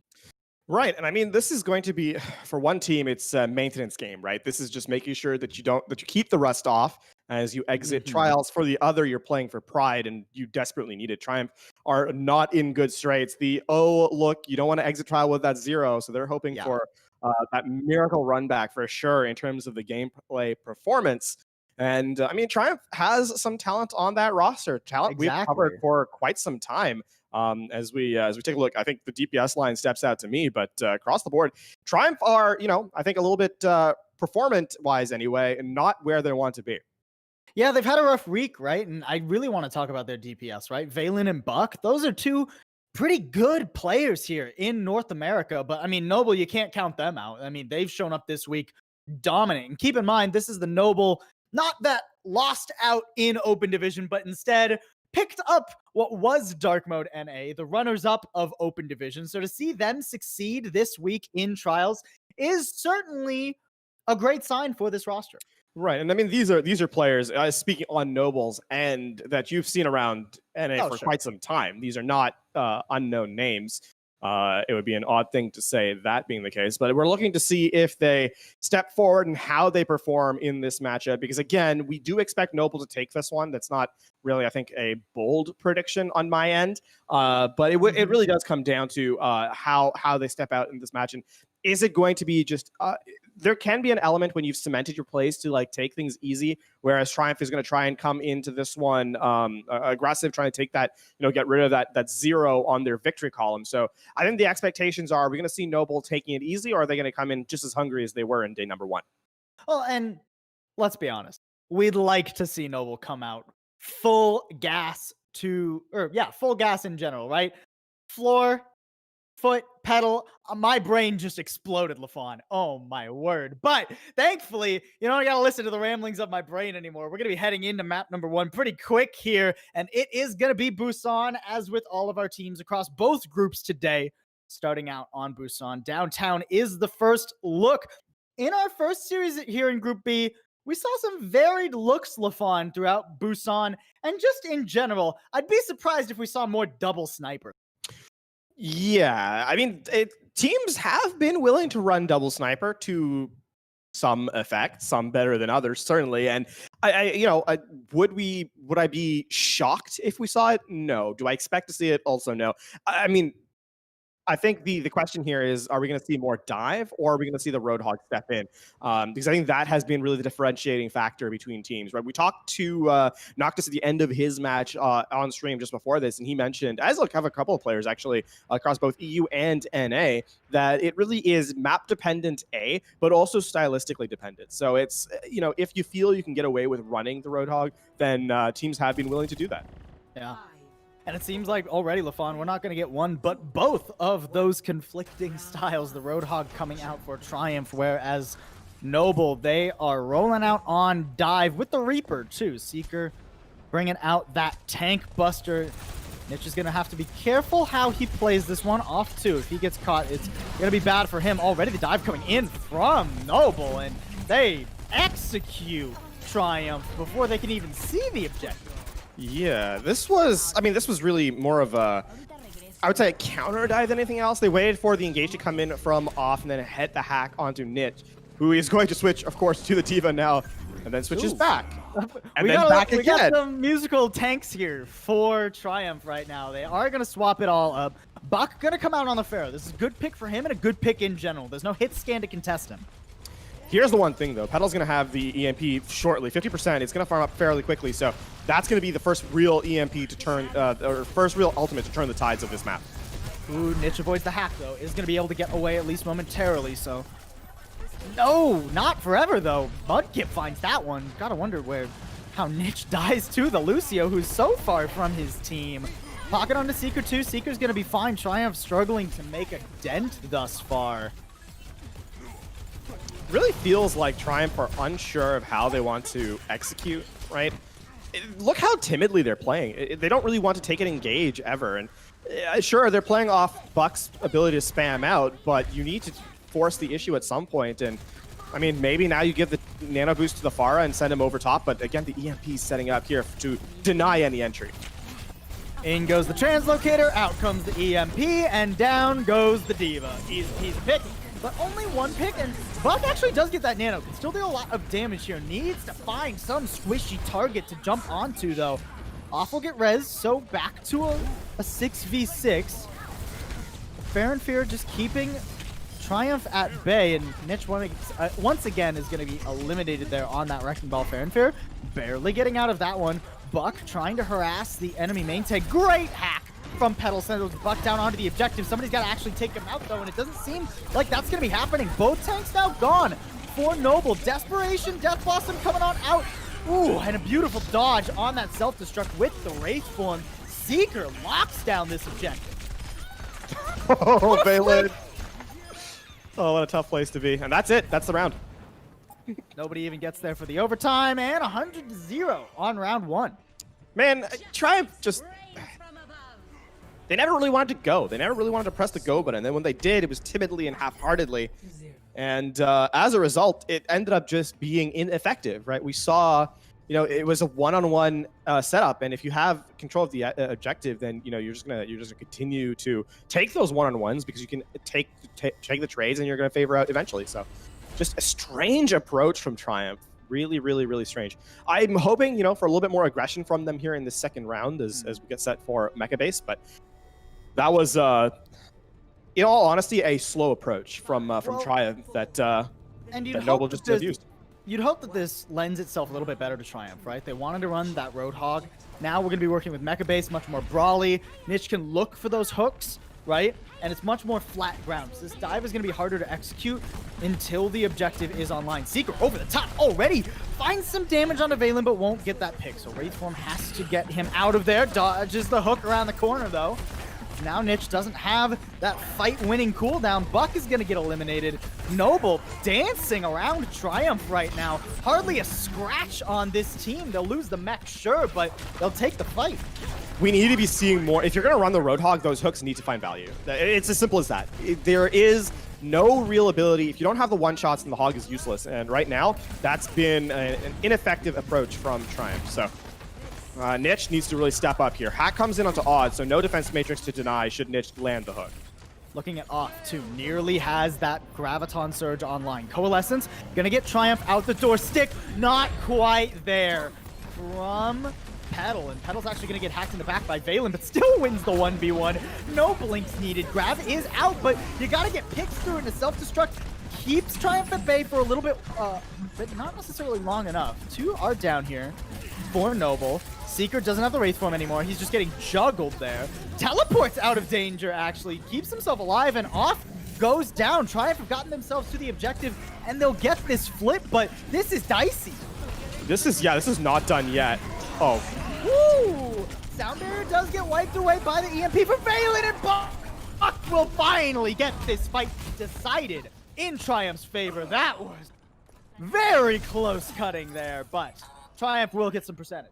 Buck goes down for all his troubles at the end, too. So, expensive fight very expensive fight, actually, for Triumph, as they don't have the EMP available now. Valen forced to commit it, I believe. They're going to come in with a Coalescence, but with dueling Coalescence, Archer will have his in a moment, and you're looking at Petal perhaps getting a stick. Ooh, good hook there. Applies a lot of pressure onto Fair and Fear, who just has to back up and doesn't even get far enough away to keep himself alive.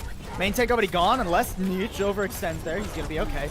this should still be Triumph holding on to this. They have the Coalescence to contend with, and Buck does get eliminated by that, so Noble deciding they're not quite done, and Valen barely getting out of dodge. Noble inching their way forward, slowly getting picked somehow. Triumph have stayed in this fight too long, and they're going to lose the point because of it. Yeah, man, there's two things I want to see from Triumph at this point that'll make it a little bit easier. Oh, that's a good conk. Good conk, but is it enough? Doesn't really seem to be. Flip does come through for Noble too, so Triumph, they're hurting right now. There's no stall. Valen's gonna have the EMP, but I mean, the two things that this kind of comp revolves around is getting those insta-kills from Niche on the hook and also getting a hack value out of the hack, and neither of those have really been the case. So Noble with this with Triumph with this EMP, they have to play fast and loose a little bit with it. Off gonna make the switch over to the D.Va here, and really all eyes on this Sombra. Oh, Secret gets hacked too. Can't throw out the Death Blossom before the EMP, and Buck can throw out one of his own now. Tons of damage pumped in by Triumph. Great combo on their ultimates. Buck needs to be a little bit careful. Secret trying to turn this around with that Death Blossom, but doesn't get much value with it. Still a dicey fight though. Coalescence committed from Archer. Noble want to fight this. They want to hold on to as much percentage as they can, and maybe just hold on to the point in general. Triumph, that was so expensive, and they don't even get to the objective really. And they even canceled Mudkip's sound barrier. Just Triumph actually canceled Mudkip's sound barrier. So this is disastrous now for Triumph, as they have the retake potential, but they need someone to touch point. It's 4%. Somebody's got to get to the objective. No 100s going over this time. Nietzsche will get that hook too on Fanfare. What a whole hog! Doesn't take it with him though. No, it doesn't quite happen, I don't think. Oh, the line of sight breaks, so Fanfare doesn't get that pick, and regardless, it is Triumph taking the objective. 99% for Noble, but they still need that last 100. Yeah, they do. I actually think what happened was the wall showed up and like the hook pulled him into the wall rather than off the map. Now the retake comes in. There is still an opportunity for Noble to keep this round in their favor, ending the map, but it's going to require some fancy footwork from Odd to deny this Death Blossom. Noble looking just as strong as we expect. Oh. I don't think that's where that self-destruct was meant to go from off. And now Noble have nothing to fear. They can just WM1 their way forward, clean up Triumph, easy peasy, and look to finish off Busan. Yep. This is just a stall. I mean, ANJ's not going to get there in time. Off is just trying to stay alive. This is desperation for Triumph. And no ultimates to their name. Triumph working off miracle picks if they can even get those. A hack onto Fair and Fear, but Death Blossom on the objective. So much damage dealt to Niche, and he's already gone. Noble wrap this one up, put a tidy little bow on it, and take map number 1. We were worried, we were saying, all right, is Noble going to come this one with the aggression, especially after having solidified their position in Contenders? The answer is yes, they will. They are going to continue their run through Trials here as they make their, expect to make their debut in Contenders later on. It's been an impressive first map from them, certainly, though not without moments, I will say, from Triumph. Well, and we brought up Triumph before. Valen and Buck have still been playing their hearts out, right? Yeah. I mean, the EMP Death Blossom combos were pretty dang good that map, and although Buck getting caught out a couple times there, Niche wasn't really having the greatest time on the not on the wrecking ball, on the Roadhog finding picks, right? Yeah. It's not like Triumph are just rolling over. No, and I mean, that's not. We didn't expect them to. You're still playing for It's recognition. Triumph. Yeah, you're still playing for recognition at this point. Even if your Contenders' hopes are not necessarily theirs anymore. I will say that for Triumph, there needs to be, I think, a reevaluation of how they want to control fights. Because even when they, looked like they had the advantage, they were still it was still very dicey, right? Like there would be 2 pickoffs from Noble, and then we'd say, all right, is the fight going to tilt back into Noble's favor? And then Triumph would have to throw another 2 ultimates in to, equalize again. So it needs to be a little bit more efficient from Triumph if they want a chance in this matchup to get that first win of Trials on the board. Looks like we are going to have a substitute coming in, though, Paul, for Noble, as Soko steps in, as Fafnir steps out. Soko in as we move over on to Hollywood. Now, Let me ask you, LaFon. Let me pick your brain here. Hollywood. Good map for Noble? Good map for Triumph? What are we thinking? I mean, Noble is probably the team to kind of give the edge to. And I say that in stylistic. Okay, you're doing it stylistically, not just Noble is doing Yeah, it. no, Okay, continue. Man, one of these days I'll be able to complete my thought before. Anyway, You won't. I will continue to interrupt. Stylistically, I think Noble has the edge here in terms of how they approach the objective, right? Because if we think back to kind of the pressure that Noble was applying in the first stage of Busan on downtown, they were creating like angles and pressure points, right? So you even the choke control was not just a straight line. Like there wasn't just one point that they were controlling the choke from. It was from an angle inwards. And so every time Triumph wanted to approach the objective, they had to pressure. They were experiencing pressure from 2, even 3 different sources, right? So I think stylistically, the way Triumph is approaching this game has been a little bit one-dimensional, really trying for those hooks and kind of trying to build off that, and then off the the hack targets. And because those haven't been coming through, Triumph looks ineffective. So I think stylistically, Noble definitely has the edge here. Ooh, Buck. This is a bold pick from him. Buck's Doomfist is not one to be trifled with, but we don't see a lot of Doomfist these days. That being said, pairs well with the Zarya, LaFon. You get that bubble on the entry. You get charge for your Zarya. You get peel for your Doomfist, and you enable him to maybe find some cheeky picks. You also don't get the bubble to defend against the hook, though. So that's also the trade-off, right? Now, if the Doomfist gets hooked, that's 2 birds, 1 stone. So we'll see if Buck can kind of play around that. But certainly a bold choice. Look, if Buck gets hooked here, I think he should just consider swapping. If all things considered. First up, we are going to have Noble working their way on in. Decisive rotation onto the high ground there. Buck is not going to be able to use that as a staging ground anymore. He just has to retreat to the objective. And Soko has come in, reminder. And he's playing that hog. He plays the Roadhog, rather. Buck is in, does get Mudkip. Not a bad start for Triumph. But they need to keep it rolling here. Seeker, that's an aggressive teleport and one very easily read by Triumph. Not going to net him much of anything. Yeah, and Buck has now gotten technically 2 kills. So he opens it up on the elimination on Mudkip, so well played there.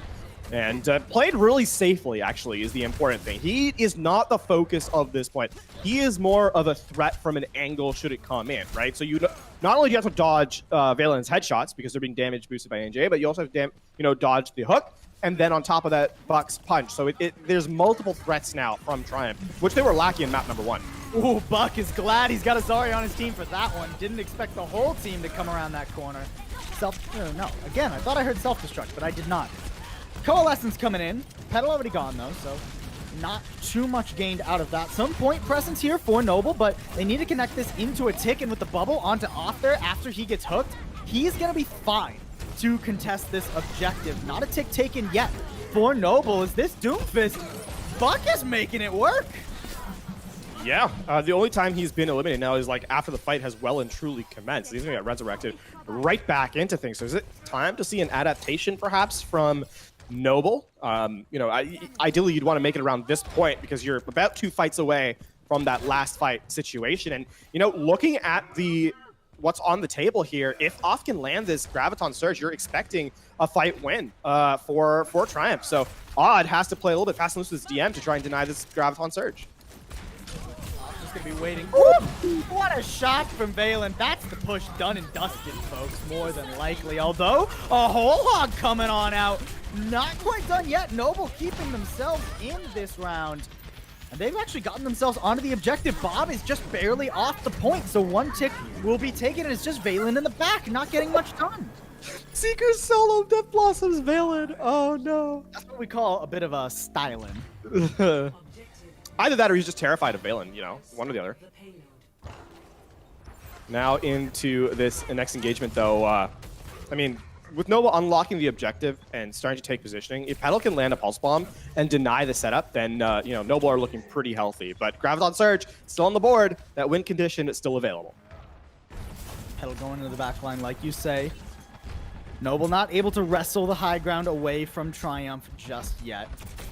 Neutral jump down. Actually use the high ground pretty effectively. Gets that hook on the Odd too. Sound Barrier is forced from Noble, and that pick will get res too. So not quite done for Noble yet. They've got to go on in. Petal in the back. He's looking for that Mercy. Nearly got ANJ, and he will clean him up. Now looking to get the sequel there on to Snap, but just refocuses onto the objective. Knows if he helps his team, this is a fight done and dusted. That Graviton Surge was not in a place where anyone could really follow up on it. So off, you're hoping for an early Graviton Surge to set up where your team can, follow through rather than one in the middle of a fight. And unfortunately there, it is ineffective. Off will now make the switch over to the Diva. And, you're looking at this. Nano Boost, the only thing available now for Triumph to kind of hold out this objective. Perhaps use it on Buck, make him a real threat in the backline. I mean, Buck needs to come up with a miracle if that is their only win condition, and still so much to play against as Noble are just stockpiling ultimates at this point. Good hook there onto Odd. He's going to throw out the self-destruct to force Triumph away, and once Triumph is split, those picks aren't too difficult for Noble to pick up. Great work there. They had to dump everything, Noble. They'll only have the Death Blossom, which they just worked up to, but they get point B, and you've gassed me, that's worth it. Yeah, and I mean, it's even beyond that. Not only did you get point B, you kind of deny Triumph the chance to really build anything as people trying to walk out of spawn. It's just Misoka getting the final blows. It's I mean, ANJ makes a switch over to Brig here too. Brig. Oh, yeah. Is that the first Brigitte we've seen this week? Certainly the first you and I have seen.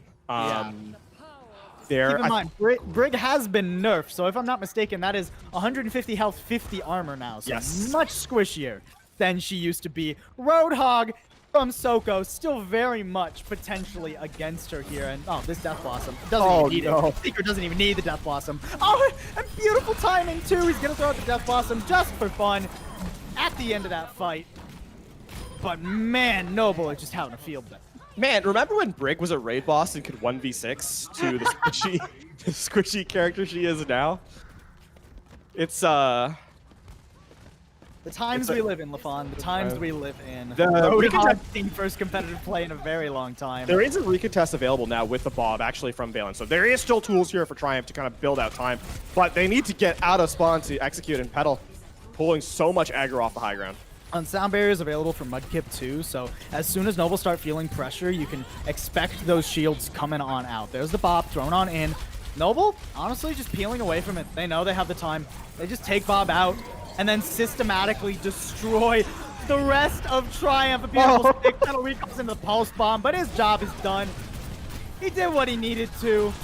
Soko pulling out the whole hog. ANJ doesn't have a hope in the world of survive. I said of survive. Somebody finish off ANJ? Okay, there we go. Seeker's got it. That's going to be all 3 points going over to Noble. Not the craziest time bank in the world as they did struggle on point A. But still about a minute and 30 seconds or so once they clean up this Wrecking Ball and Tracer. Yeah, it's going to be done swiftly. ANJ gets booped away. ANJ doesn't even build up to the rally, arguably the best part of Brigitte's kit right now. So I wouldn't even say arguably, just the best part. I mean, Shield Bash and Whip Shot are pretty solid, really good, solid abilities. They're not bad, but also you have to consider the meta you're playing up against. Right? Sure. Now to Triumph's credit, that first point hold was very effective. So despite the second and third point defenses not being ideal, they've still reduced the time bank to an approachable 1 minute 35, right? Like if you're looking at the end of Hollywood and you see 2+ minutes on the clock, you're like, oh god, that's difficult. But with 1 minute 35, there's still a chance here, right? Again, this first point is going to be critical because due to the fact that Triumph set themselves up for success on first point, if they can get a first point take quickly, then all of a sudden the time bank doesn't look nearly as daunting as it might if you struggle to get 3 minutes plus. And I gotta worry a little bit about this Doomfist, right? I mean, Buck has looked great on the Doomfist. That is unquestionable. But it's easier to set up on Hollywood as Doomfist on the defense, right? You get that high ground for free. You just sit on it as the attackers walk to you, and you decide when to go down. So, okay, it seems like Buck recognizes this, and actually, it's gonna be a full rush comp from Triumph. This is very ambitious. And they're going to take the side exit just to make sure that no one's holding close from Noble. So they're going to go all the way around, find no one, and then stage for a rush through dark. No, they're going around to the side. It seems that they saw that Noble is sitting up on the high ground and they want to take the fight to them, which, I mean, is what the Rush comp does, right? They know if they went to the objective, Noble just sit on the high ground and pick them apart. Now they force Noble off the high ground and collapse onto the frozen Soko. Great work there from Triumph. Have to keep your Lucio alive. That's one of the most important members, is he's all your mobility, but Triumph playing together as a unit so decisively right now. They gotta run down the enemy members a little bit quicker, but they'll eventually get this point if nothing goes horribly wrong. Yeah, that things are going horribly wrong. Not going great. I won't say horribly wrong yet. Triumph will get one tick, but now members are coming back for Noble. Soko pretty low, gonna have to take a breather. Just play out of the cafe for a second. Triumph so close. Great hook, but no elimination for Soko coming through. And now Death Blossom makes it pretty difficult to contest the objective if you are Noble. Noble hanging on to this way longer than they realistically should, but Triumph, unafraid, are locking it down slowly but surely. They're still committing. Noble is still committing. Every time I think that this should be going to Triumph soon, Noble throw in ults, they throw in picks, and they stick on the objective. This is such a long fight. It would be disastrous for Triumph to lose this now, but Seeker back just tanks on the objective and they can't get anything done. Oh man, we have seen some crazy retakes, you and I, Paul. That one was not ideal for Triumph, to put it mildly. Like Noble, man, holy moly. If I think if I was to put a list of best retakes in Trials, this is up there. But there's also one that happened in EU earlier this week, when Lulzish made his debut. That was also really fun. Yeah. Heading into this next engagement, though, Petal again, Pulse Bomb. I mean, your mental's boomed here if you're Triumph. It's more than boomed now. Well, not only is your mental boomed, your main support is also boomed. Literally, he got blown up, folks. That's the kind of high-quality humor you can expect in a trouncing like this that Noble is giving over to Triumph. And we're down to 90 seconds remaining here, LaFon. The rush worked well first time around, but Noble have adapted to it. Yeah, and I mean, you do have only one tick left to take, so that is the sort of saving grace. If you can kind of get a foothold on the objective, you will gain it. But I mean, with Mystery Hero stepping in now, you're kind of saying, what is Triumph's end goal, right? And remember what I said about that time bank not being daunting? At this point, you're just worried about first point. This time, not removing Noble from the high ground. They're just going to go straight down to the objective and use the wall to get rid of the high ground advantage. Noble have to meet them on the floor. And they will lose one for their troubles. Death Blossom out, though, and it cleans up the rest. Seeker not struggling to Beyblade his way to victory. 40 seconds or so remaining now in Triumph. They've only got Nurse Shadow to work with. God, the instant emote from Seeker. The instant emote from Seeker after getting the 5K, impressive stuff. And I mean, Petal still has the pulse bomb. AJ has to look out. This is Triumph are looking in disarray here. Off's gone already. Noble, this is cleanup time. Petal is living rent-free in their backline. Sure, the Blizzard is out now. It gets eaten by Odd! The one hope Triumph had. Noble shut it down. Noble are unrelenting. You don't get to play the game against them, folks. They'll take this map, the full hold to boot, and a 2-0 lead in our series. Woo! I mean, that retake was disastrous for Triumph. The fact that you realistically should have lost that. There was 92% completion on the objective at one point, right? That's where you have to close out the fight. You have to have that clutch factor if you're Triumph, and it doesn't come through. Noble showing, I think, why they deserve to be in contenders after that. Exactly, man. I mean, how many other teams make that recontest happen, right? Yeah. Here in Trials, probably, I'd reckon Tier 2 Drama Alert could, but outside of that, Noble just showing why they deserve the contender spot that is theirs. And I believe with that second map win, as long as they win the series, I believe they have guaranteed first seed now in this group. So credits to them. Now, they get a chance to lock it out with a 3-0. We're going to go to a quick break, guys, but when we come back, it'll be Junkertown.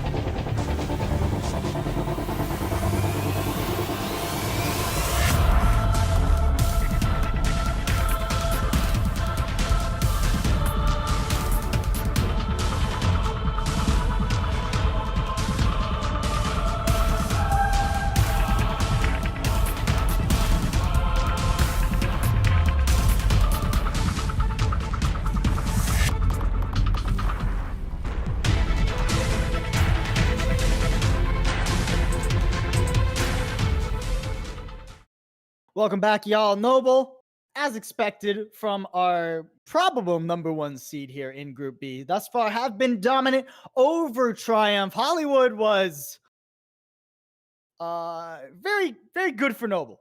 I'll be nice. Very good for Noble, LaFon. Yeah, leave the mean things to me, dude. That's kind of my That's right. shtick. That's true. That is your brand. All right, heading into map number 3. I mean, Triumph after map number 1, I said needed to play a little bit faster. After map number 2, maybe clean up the stragglers a little bit, and then hey, between those two things, map number 3, they could take an objective. So, there you go. There's a little mean thing in there from them. I mean, and let's talk about Triumph's composition. Yeah, right? Because we've seen a lot of different looks this week from a lot of different teams at pretty much every level of Overwatch, whether it be trials, actual contenders in some other regions, or straight up Overwatch League, right? But Rush, Reinhardt, one of the less popular ones. Yes, and it's because it's really easy to isolate the targets. If you can get like the eliminations, it can work. But with how spread out everyone plays these days, like in this particular patch, it becomes a lot tougher to kind of get value out of the rush comp, because you get on one person, but by that point, 3 of your players have died, and that's like so. And then to get to that next target, they're so far away, right? Yeah.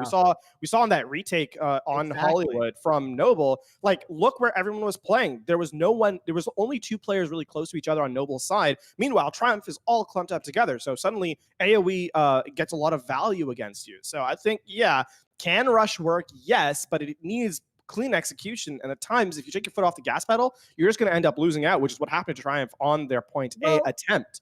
And credit to Triumph, they had their foot on the gas for a good long while, but again, like that composition thing kind of plays into it. We saw on their first take when they tried to take point A, they successfully got 3 people immediately, right? But then they had to run to one side of the point to get the next one, and run to the other side of the point to get the next one after that. And by the time you've done that, the 3 people you've killed are back. Is rough going there, right? But we go on to Junkertown now. Full payload map. Yep. I would be surprised if Triumph ran out on another rush. Well, although they will be defending, so they might hold the door closed. So they were the team that showed the Roadhog first in this matchup. So I would not be surprised if we continue to see Roadhog. Roadhog, I think, has been the most picked in our series today on Junkertown on this 3rd map. So we'll see if that steps in. But I would say expectations are for Nishan off to play that Roadhog and then either the D.Va or the Zarya. I mean, the things that come into mind, though, the Sigma was a bit of a panic play. Sigma has not seen a ton of play in any of the regions we've watched over this week. A lot weaker in his ability to stand up to pressure. So certainly an odd choice. But heading into this, I think it comes down to those moment-to-moment fight executions off the back of those insta-kill abilities, right? Because we need to see more value from the Roadhog if you're going to continue to run him. Bro, is that shop open? I could eat right now. It's just closed on it. That koala is very inviting, too. It is a shame that shop is closed. Look, we panned out and we saw closed on the metal thing. All right, LaFon, when I asked the question, it wasn't there. But now the question is how hungry are Triumph for a map win? Because this is their last chance to put one on the board today. I mean, the chances of them getting a match win this week have already minimized to almost none, as they would now have to reverse sweep against Noble, which seems unlikely. So, Odd playing Sigma, please don't make me eat my words this early on. Nah, he's just doing it at the gate. He's about to go back and I said he's about to go back. He's not swapping LaFon. Yeah. Well, we'll see if he gets value out of it. With how Noble's been playing, I think it's been a little bit more effective. Off actually denies that shot. The full matrix is used on his defense. So Seeker will have to look elsewhere for his first pick off. Good work there from Off to keep his team alive, keep Buck alive there. And it is double sniper for both teams. The Ashe is going to be pocketed. Ooh, but Petal going to be hooked over on the side. Great read there from Nitch. He gets control of that angle, and now it's tricky for Noble, right? Especially with Seeker getting pressured out by that headshot from Buck. You don't really have a way in right now. Yeah, and with Valen taking down Seeker, this is just delayed quite a bit longer. I mean, that being said, Off gets caught in a small room with a Roadhog, and things are looking not ideal right now for Triumph. Yeah, that's never where you want to be. Even as a D.Va who can defense matrix themselves, it It doesn't really last long if you're caught in that room with a Roadhog. Petal still needs to win this sniper 1v1 though, right? Like off being gone, now onto the Wrecking Ball helps, but if Seeker and Petal can't get these shots, you can't walk out into the open sight lines. If Seeker and Petal keep getting shut down, there's nothing Noble can do.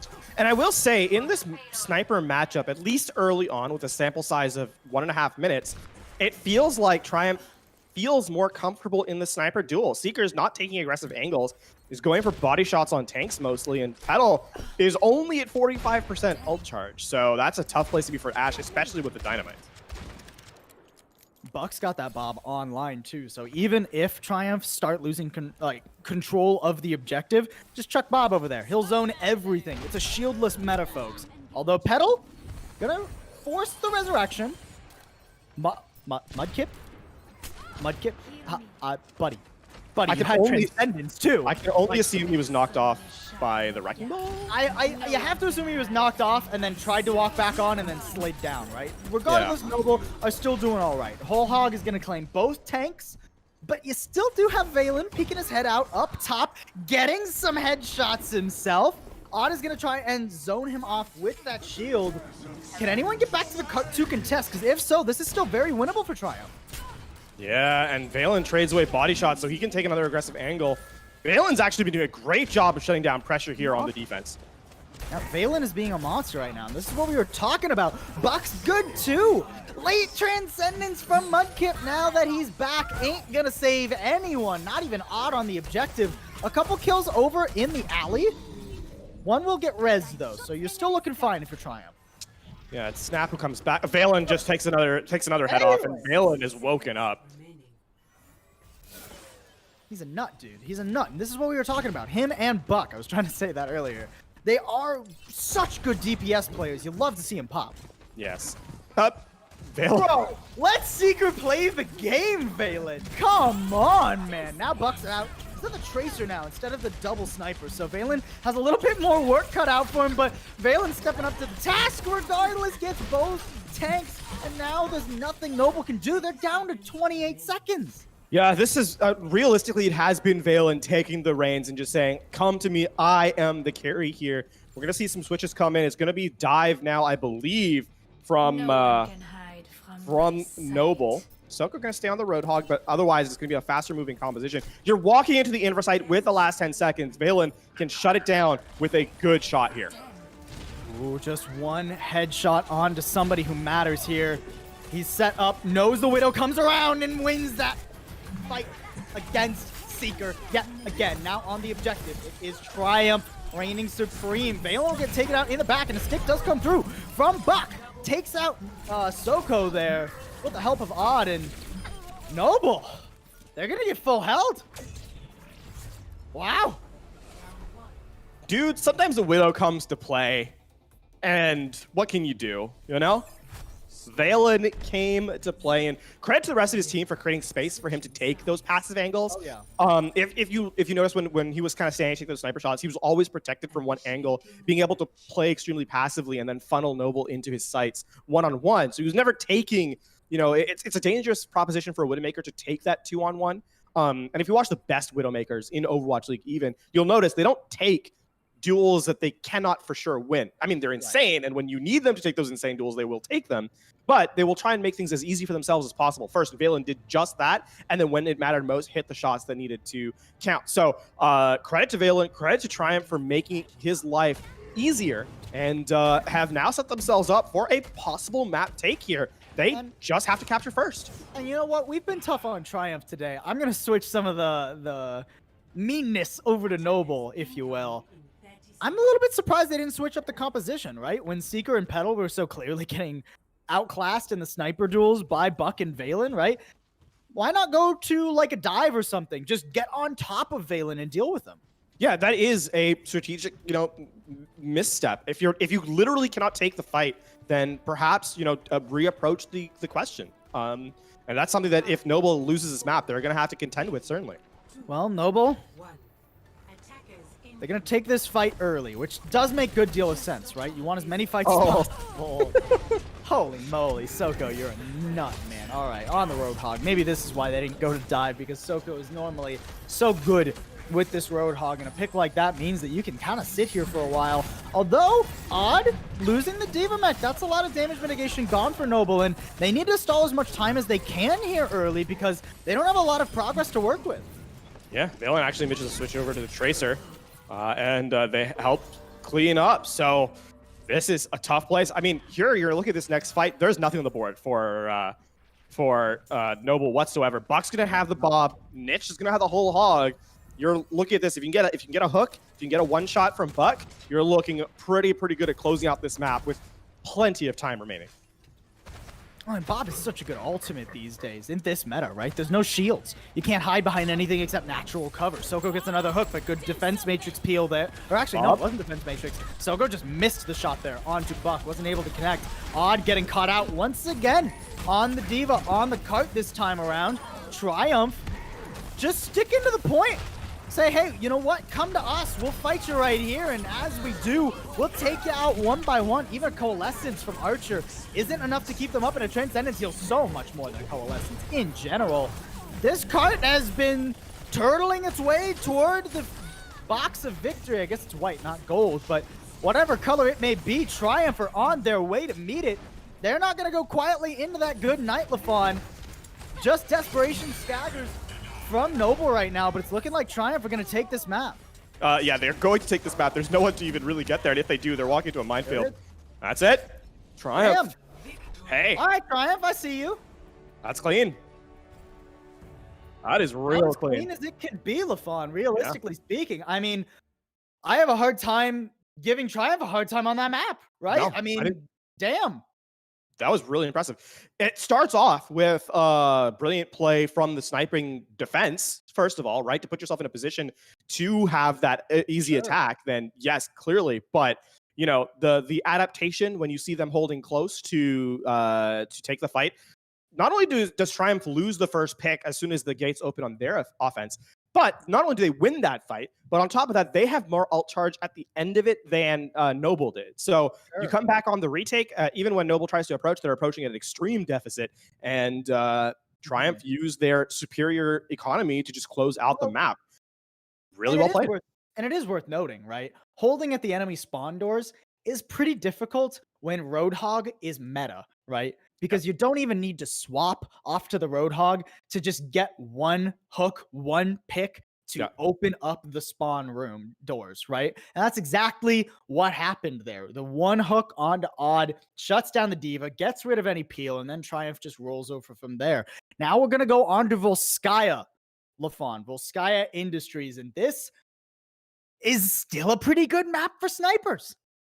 Yeah, certainly the Widowmaker definitely makes. Actually, we've seen the Ashe Widowmaker combo appear quite a bit on Volskaya Industries, and I would say that if Valen and Buck can continue to perform as they have, and the tank line from Triumph is able to sustain long enough for the snipers to get in position, then Triumph definitely has an opportunity. And I think now that it seems that they have got their stride in terms of a composition they're capable of, not necessarily capable of running, but seems to be more comfortable executing quickly on, which I think is a more accurate description of what Triumph struggled with in the first two maps, then there's still real hope for them to kind of even it up here against Noble. And I mean, for Seeker and Petal, who I think in the first half of the series looked fantastic, in that third map were nowhere to be found. You have to think that Noble makes an adaptation if they run up against that sooner rather than later.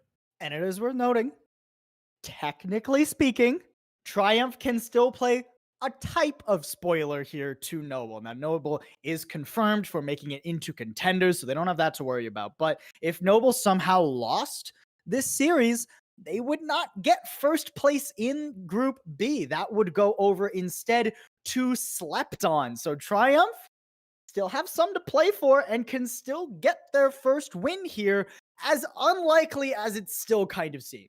Sure. I mean, let's not let one map be the deciding factor of a series, right? No one map Andy's here.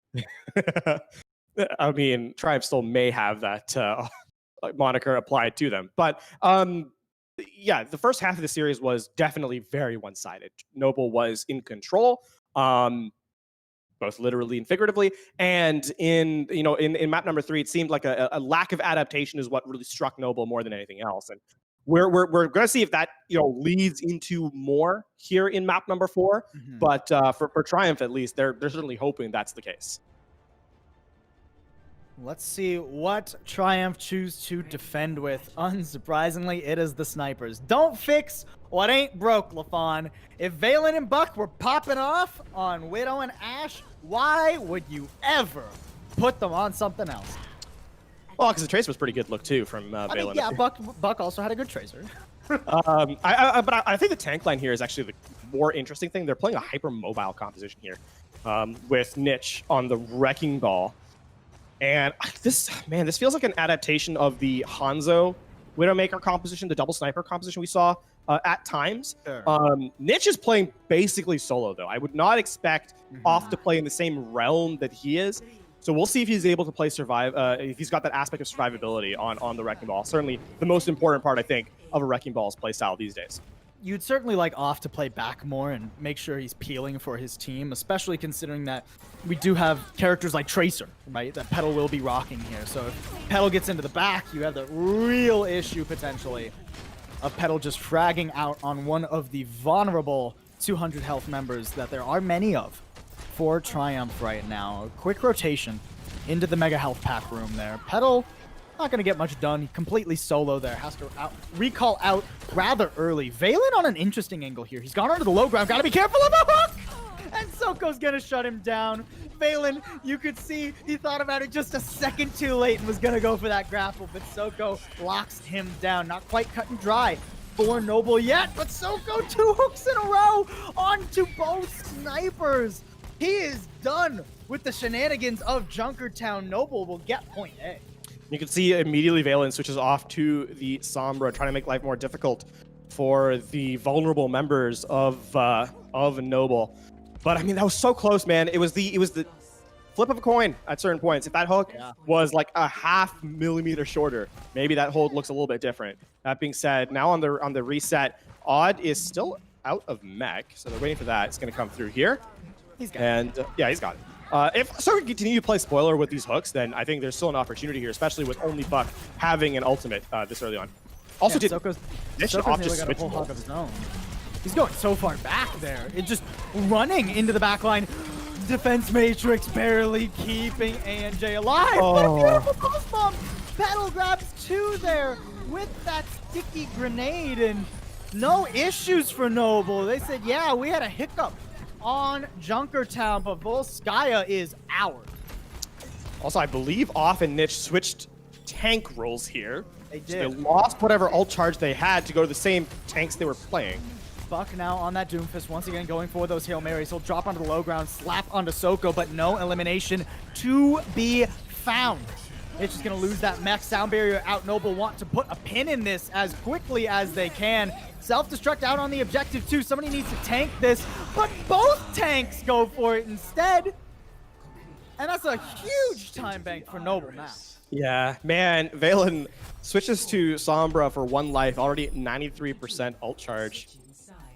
You can really farm him quick, but if you don't have the stability, you won't be able to use him. And it's starting to look like last map was more of an off map than anything else, as Noble put a presentable time bank here in Volskaya Industries. Noble is that giant robot right now, and Triumph kind of feels like if I was standing at its feet, right? That's basically how round 1 went. Yeah. Soko, I mean, Soko is the hero in that particular engagement, right? The one-shots just... Those were nasty hooks, Dude, man. Overwatch has long been a place where first pick is one of the most... In fact, a fight is defined by first pick, right? That's how we define what a fight is in Overwatch. And so that being the most important metric, first blood, the fact that you have a character that on an 8-second cooldown can just remove a player if you're good enough to land the hook is a pretty impressive feat. Certainly. And I want to give Soko more credit than just hitting the hook, right? Because obviously you got to hit the hook. But he had a great read too on Valen there. Saw Valen went down to the low ground, got boosted over, I believe, by Mudkip. Beautiful rotation from Noble to secure that pick. Yeah. Also, Petal is saying, Buck, you're not the only one who can play a Doomfist. He's going to bring it out himself. So see how this one works. Is that what he's saying? Buck is going to start off on the Symmetra, teleport his team out of spawn. Now switch over to Genji. Okay. Buck's Genji's pretty good. It's hard to make Genji work these days, but if anyone can do it, Buck certainly has a chance. Gotta find a pick though. Already up onto the high ground. Knocked off is most of Noble. And they're just gonna retreat into that mega pack room. They're not gonna. That is not the ground they are willing to die on. They'll look for a pick instead. Petal gonna come up with nothing though. Not really anyone to go after. He spots ANJ. This is his chance. Oh, up into the air goes the Mercy though. Not really somewhere Petal can take advantage. Off already gone. Not a bad start for Noble, but it's not clear cut. Okay, now it's more clear cut as Buck will be cut down by that hook from Soko yet again.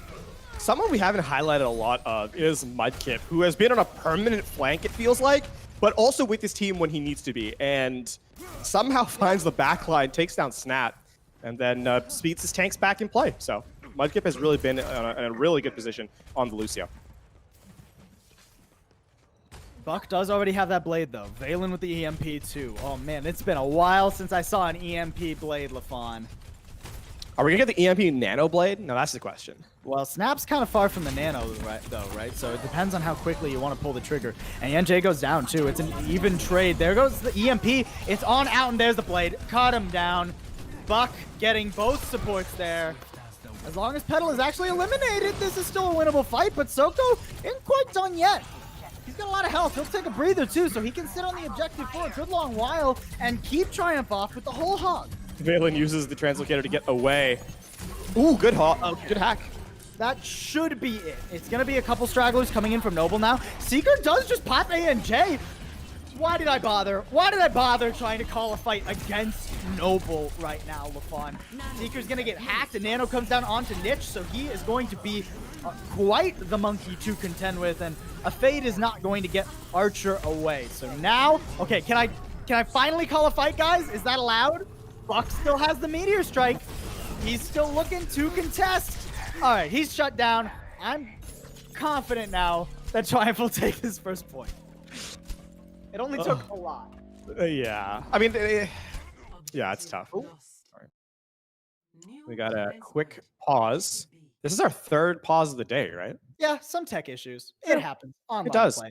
It does. Yeah, it's just more of an observation than a call out or anything like that. Keep in mind, let's focus back in on the match. Mhm. Triumph already 10 seconds down from Noble. Yep. Right. Even if they cap point B, Right. they will not cap with better time. Nope. So now as we look forward, right, Valen, the EMP blade worked pretty well for Triumph. They at least got the fight win eventually off the back of it. Okay. EMP nearly available. Buck coming back up 55% to his next blade. Not out of the realm of possibility that we could go to extra innings. No, it's not out of the realm of possibility. I will say that Mudkip has done a very good job of denying, sort of the attackers entry, and he has sound barriers. So there's still very, it's still very holdable, I will say. But it's also losable. It does work like that, yeah. I mean, one of the tough things about EMP fights is that they're always down to execution. Good execution from the Sombra's team and the Sombra herself. To stage properly to make sure that you get an accurate EMP that denies targets, but it's also a execution on the Lucio side a lot of the time. And so calling an EMP fight when beat is up is really dependent on how the Lucio has been playing majority of the time. And honestly, with how Mudkip has been playing, I'm willing to give the benefit of the doubt to Noble in terms of how they're approaching the Sombra, especially because Valen still has to buy time to get that EMP. Yes, he's only 23% away, but 23% can be a big difference when you're waiting to get the Sombra into position to even use the EMP. It does seem like both teams are ready, so we're going to be getting back into the game. We'll have to keep a close eye on Valen, see how he sets up for those EMPs. And honestly, just sets up for the hacks too, right? You know, we've been throwing back Sombra versus Roadhog all week here on the Trials broadcast, because if you hack Roadhog, he's just a big ult battery.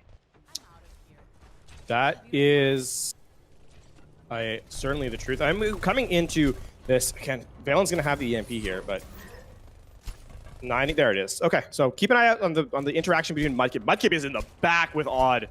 He is so far away. He knows there's an EMP coming at the ready. He is not risking anything here. Seeker playing a little bit risky, but he's got the right form. He can get out of danger without too much issues. Primal going off. Goodbye, Soko. I have had enough with you hooking my DPS, so I, being Niche, will send you off the map. EMP still available, too. Triumph didn't even have to use it to get onto the point. They're going to use it now? A little bit awkward timing there, considering the self-destruct was up in the air, and you only catch 2 players with that, neither of which actually go down. The blade is out afterwards. Mudkip will be eliminated.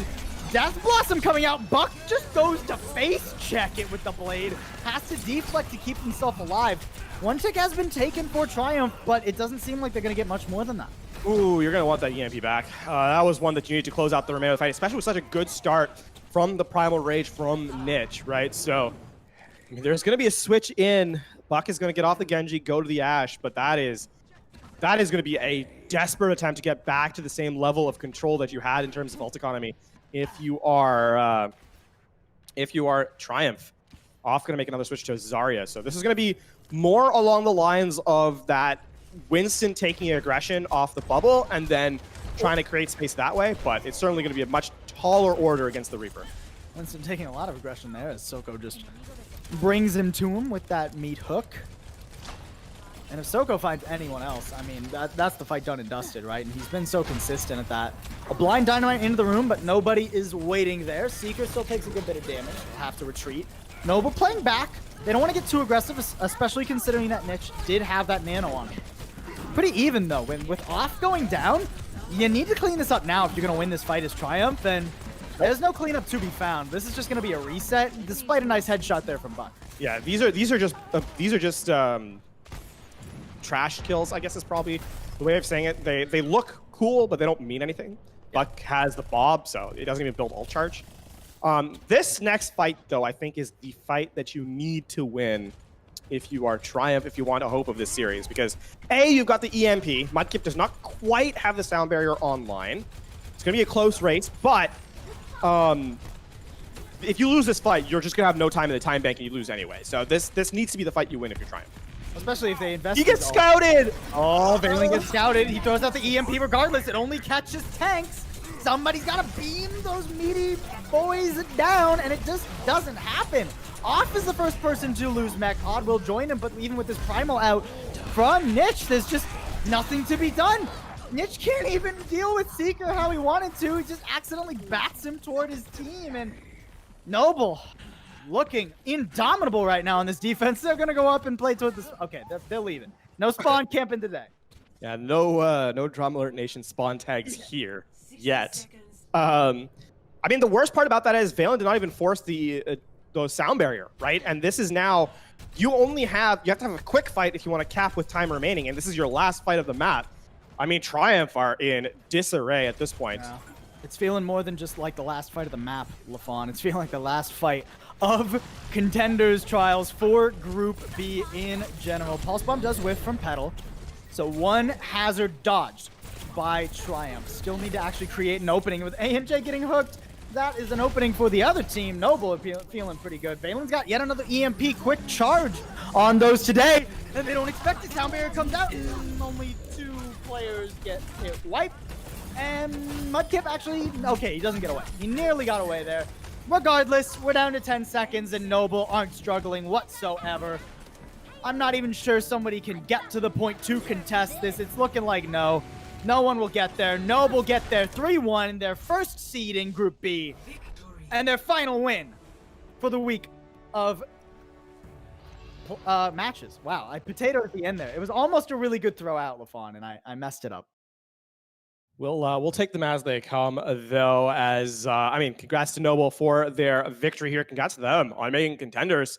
And we have, solidified that #1 slot. Triumph will have to wait another day to their victory, probably until October, actually, at this point. Literally until October. Keep in mind, there is no relegation to Open Division this time around for Trials. So Triumph still sitting in Trials. We'll see them back here in October. Noble, though, they get that chance to move on up. They get to go play in Contenders Actual for this month. Yeah, that is the case. Before we head out for the day, though, Paul, we do have the interview coming up in just a moment. Yeah, we're going to go to a quick break, folks. But when we come back, an interview with one of the winning members from Noble. We'll see you soon.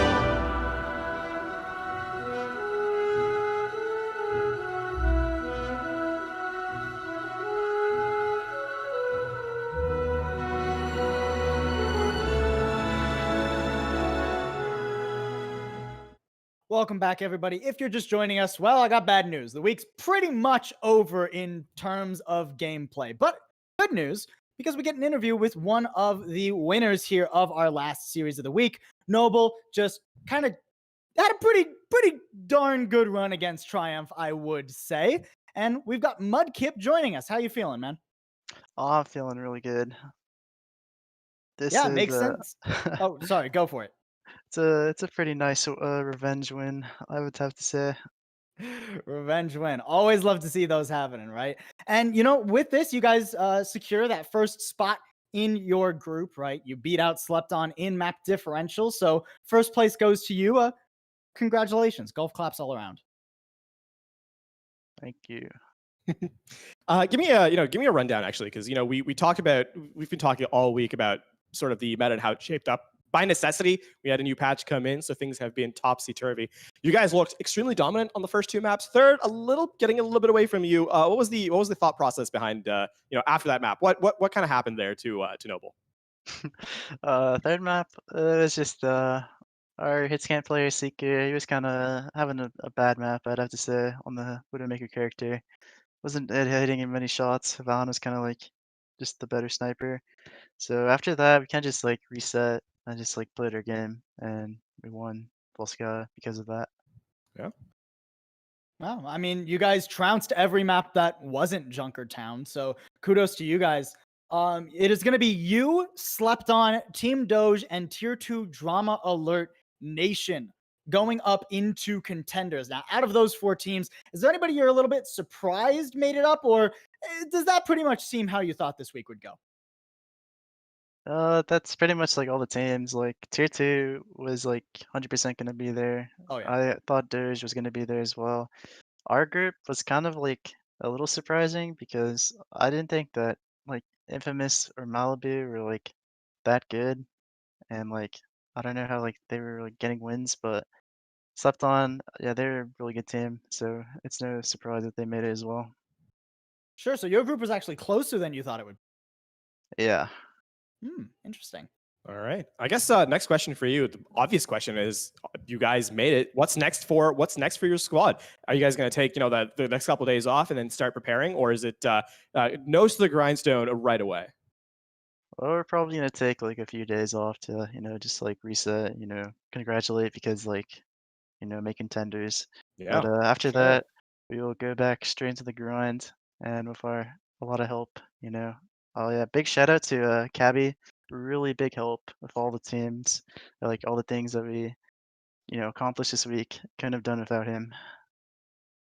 Sure. All right. Well, before we throw it out, I got one more question for you. Right now, the 4 teams who stayed in contenders from last month: Odyssey, Drifters, Square One, and Karasuno. Right. Of those 4, is there anybody you want to see in the first round, or anybody you would rather avoid? I probably want to see Square One.